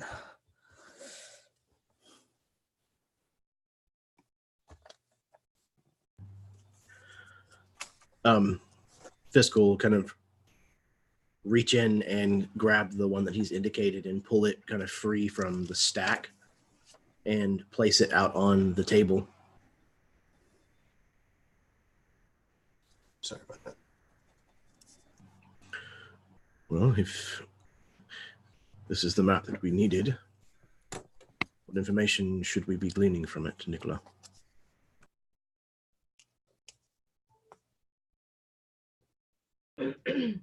Nicola would look. Does she recognize any of the landmarks on this map? You can give me a geography roll. This would be difficulty hard.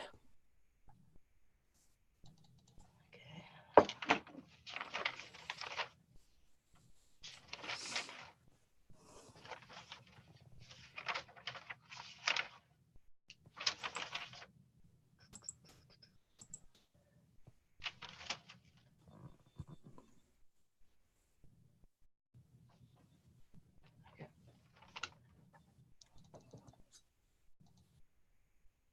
Got one success.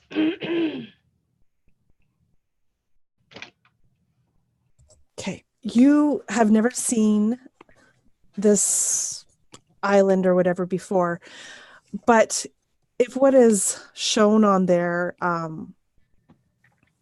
means anything to you, you can tell from like the tropical nature of it, approximately where like in a band it would be on the world. Is it far? This band? From where you are, a bit, but as you are headed towards Port Havern is heading towards that. It's kind of in the same general band of, I guess let's say, tropic places. So going to Port Havern would definitely put you closer.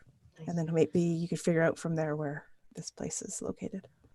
So Nicola would relay the information that she knows, but she would turn to her father and she would ask,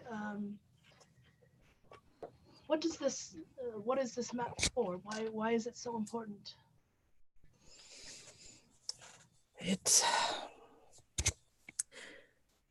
Legend tells it that it shows the location of this place, this place from time and space, where it'll appear, and how to get it, how to call. That was what Scheffley was trying to find out about when it was stolen from her. So I don't have much more knowledge than you of it, besides the fact that I know that this device, the world's heart, and the blood moon has something to play with it. They're all connected somehow. So You still... we need to gather this blood moon. Do you not already have it? He kind of looks nervously to the others. No. Because Nicola had remembered that her father had told her that it was in her bear's arm. Yeah, I think Ephriam, when Ephriam came on the board, he gave you a message from your father about the great bear swallowing the blood moon. Right. So, no, I had left it. You what? I was attacked it wasn't Port Havern, it was somewhere. Port Saran. Port Saran. I was attacked in Port Saran. And the person who attacked me fled, and I left the bear behind. I had taken it out. So it's still there? As far as I know. I mean, perhaps someone took it, but it looks just like a bear, right? Maybe a child. We'll have to get it back. Before or after we go to this island? Well, I'm not the captain. If it's needed to... Oh, sorry. If it's needed to bring this connection to this kingdom, this other world about, I would imagine we would need it before we arrive at this mysterious place. Yes, I'm sorry. If we need it to find out what this map can tell us. And So she then, would turn to the captain, Captain Fisk, and may I make a request that after we seek out help for Charlie, that we go after my bear? yes, I think that should be prudent. We will try to figure out what is going on with Charles, and then we will... Well, would going to get the heart be in between us and where we're going to Port Havern? Like, could we stop there on the way? No, Port Saran is would be back. It's just like a day's journey from Paragon. So it would be going back towards Paragon instead of going towards Port Havern. Well, my hand's not getting any better. We should go get the thing. But the extra travel would increase how advanced this this corruption is within you. Are you sure that that's something you want to risk? I'm willing to cut it off right now. We also don't know that if you cut it off, it could be in the blood. If we cut it off, that does not mean that it will go away. I also think it's important to go to Havren to get more answers. We don't have very many, and I fear that going to a island that we don't know anything about with a bear and this item, I feel like we need a few more answers before we do that. But that is just my... Charles, initially we were making haste towards Havren on your behalf. So this decision should rest with you. Very well. We'll continue to Havern.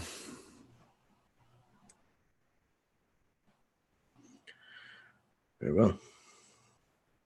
To Havren, then. To Havren.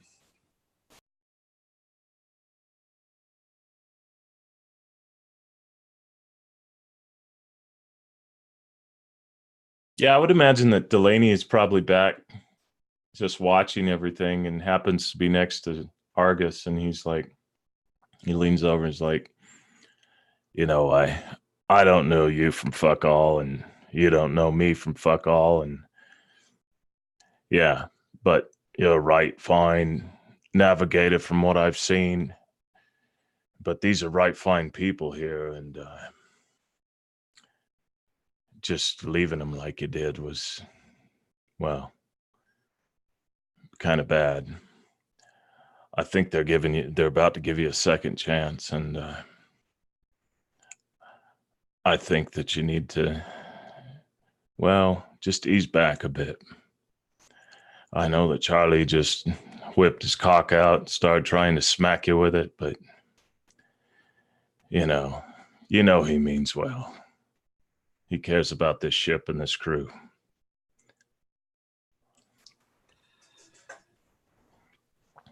Looking at you for a good 30 seconds, long enough to be awkward. Don't kiss me. You are truly an artist with words. And I would gather my papers, my maps, and roll them back up into my chest.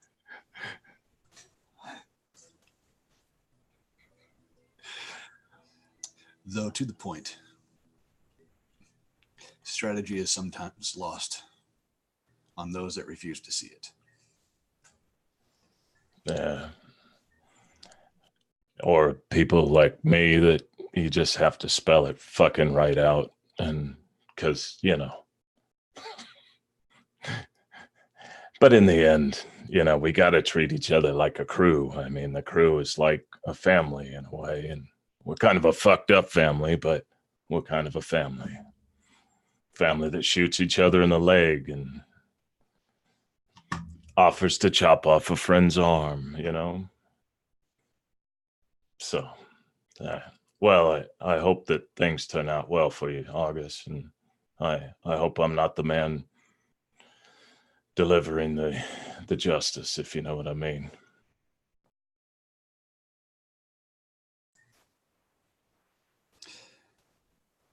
Noted, Mr. Delagny.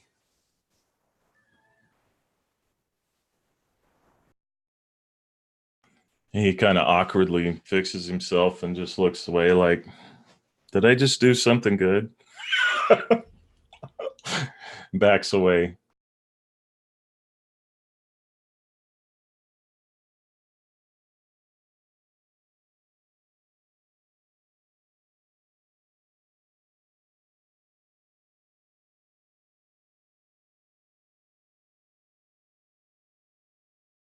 So, with that, if you guys set out to Port Havren, Argus says, put in, it's on the navigation, read the charts, and put forth the heading of where they're going. And unless you guys have anything else that you'd like to do before you reach Port Havren, we'll just say days pass. Heal up, maybe? Yeah, so for those of you who are injured, you heal a wound a day. So how many days is the voyage? The voyage is going to be 14, but I'm going to say at this point, heal up 5 days worth of wounds. And all your strain comes back. Like you lose all the strain after a good night's sleep.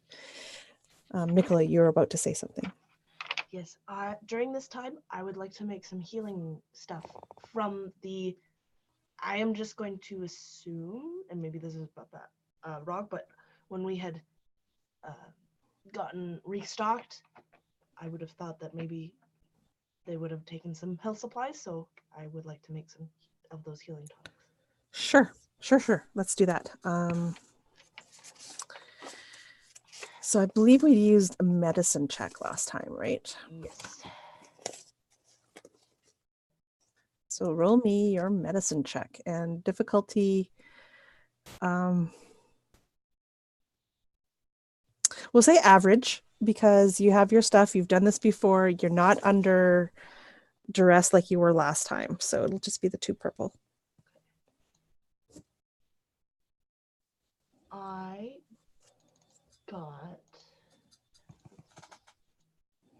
I got 4 success and a threat. Okay. So I would say with that 4 success, you have managed to make 4 more tonics. Healing tonics. Okay. Times 4.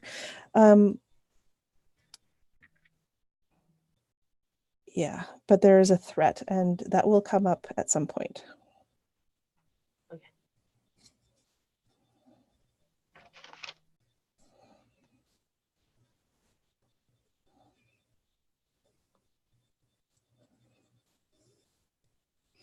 Okay, and then we'll have to mark off the supplies that took for that.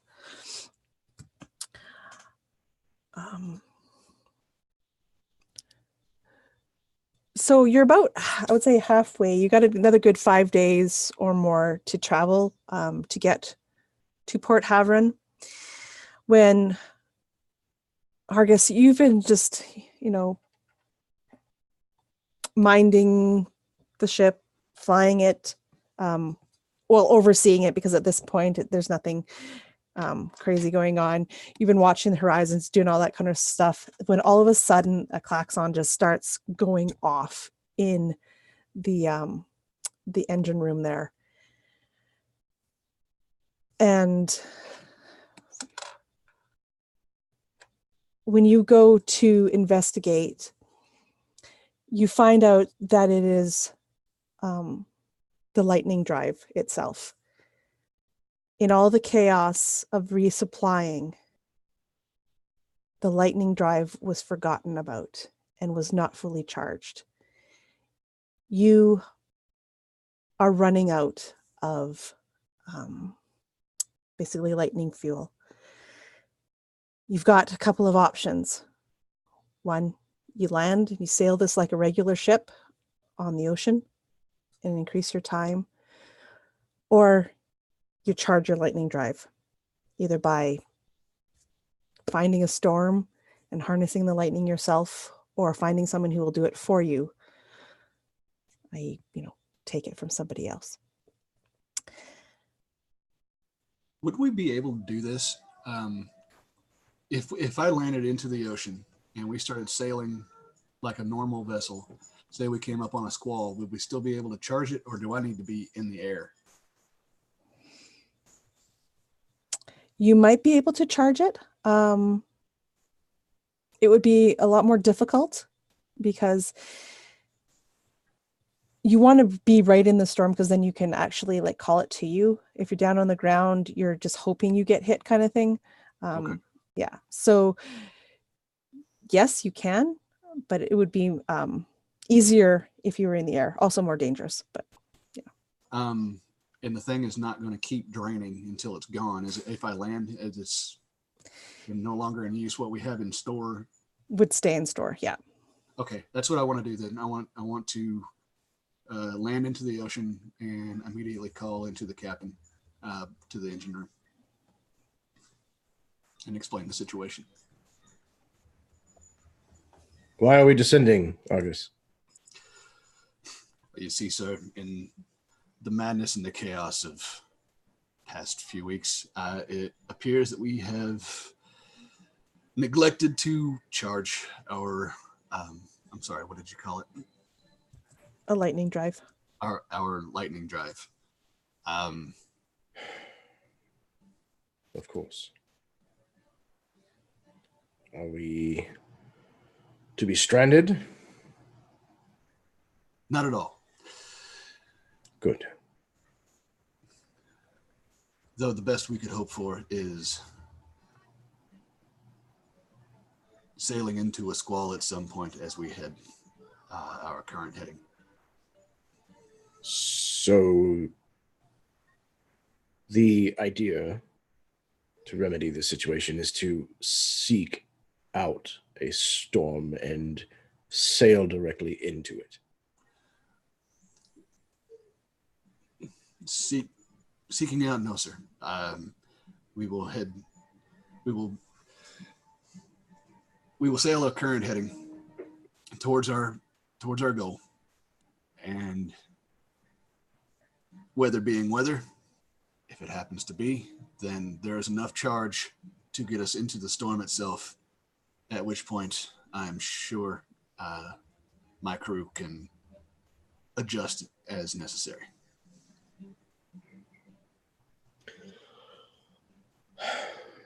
Very well. With any luck, maybe we can find another means of procuring what we need before we have to sail into a storm. This would add some weeks to travel. I was more referring to if a method of acquisition came upon us. At this point, I'm like looking down, like considering, and when I hear you say that, a wide smile goes across my face. Of course. For those that need, and all. Of course. I leave that to your capable command. Very well. Mr. Scheffley, then continue on. I will inform everyone of the change in plans. With the added time, sir, perhaps rations should be considered. Yes. Yes, of course. I will set someone to the task. Do what you must, Argus. I would immediately snap to my crew and set to it.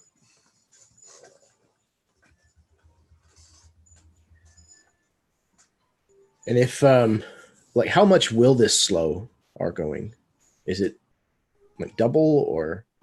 Almost triple for what you've got left. Like you probably would have put into port in about 6 days, 5-6 days. Now you're going to be at least 2.5 weeks. Oh my gosh. Okay.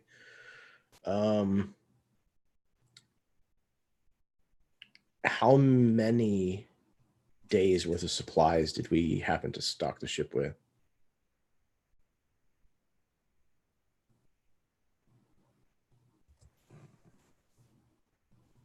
I guess it depends on whether you were stocking just enough to cover the journey to Port Havern because you knew you were kind of going there, or if you were fully stocking it. No, I mean, I don't imagine that we would be foolish enough to just take the bare minimum, knowing that something could happen, but I doubt that we have, 3 weeks of supplies. Left, yeah, because I'm thinking the trip would normally take just under 2 weeks. So if you'd purchase like 3 weeks of stuff, but you've already spent almost a week, and now you're going to have another 2.5 weeks. Like at your current consumption, you will run out. Right. Yeah. But if we went to half rations, that would be sufficient. Yeah. Okay. Yeah. Then that's what he's going to order. He's going to explain the situation that in the battle with the creatures and the chaos that we had to leave Paragon in, that was not. He's not going to tell them that it was forgotten about. He was going to tell them that it was not. They were not able to get the lightning drive recharged before we had to leave in a hurry. So this was as far as we were comfortable making it in the air. We're going to sail the rest of the way unless we come across a means of recharging it, and that we are on half rations until the situation changes.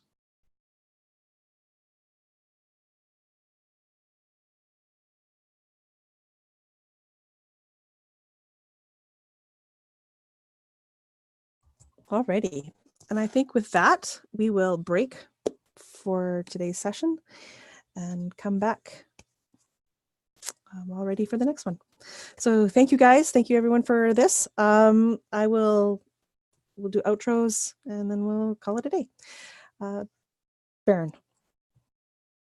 Hey everyone, I'm Baron. I played Charlie today, the hothead of the group, it would seem. Thanks for having me. It was a lot of fun. Thank you for being here. It was great having you guys all back again. Dave. Hey, I'm Dave, and I played the foul-mouthed Delagny, and so I have to admit, it's a lot of fun playing again, and I look forward to our next session because it's always fun to kind of cut loose as Delagny and see whose toes I can step on. They'll be well trod on toes at some point, I'm sure. Next, we have Jeremy. Hey everybody, once again, I am Jeremy. I played Bronson Fisk, captain of the Triton's Folly. Folly being kind of underlined, bold printed. I love playing. If I'm going to play a character who has to be bossy because he's in charge like this, I like the fact that he is very insecure in making decisions on his own. He's a really interesting character to play. I've had a lot of fun with him, and even though I am still struggling to get Genesys 100%, I do feel like I understand at least the results of the die mechanics and how that kind of part underlays everything. So I'm excited that that's starting to feel comfortable. But as I said in the top of the game, playing with all of these people is always a lot of fun. I love that we can cut loose and laugh as we're talking about people losing appendages and exploding disgusting creatures and all that kind of stuff. Being a pirate is always fun. So thank you very much, Karen, for putting this together and running yet another wonderful session for us. And I can't wait until we blunder through our next adventure. It's always great. You guys always come up with stuff that is just I would say amazing, but it just kind of takes you off guard sometimes, and I just absolutely love it. So thank you guys. Next we have Jason.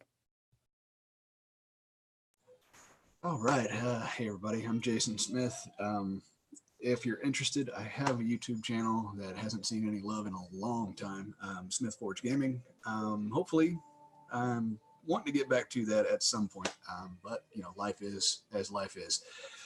In the meantime, I get to play with these wonderful people and creators and storytellers and foul-mouthed bullies.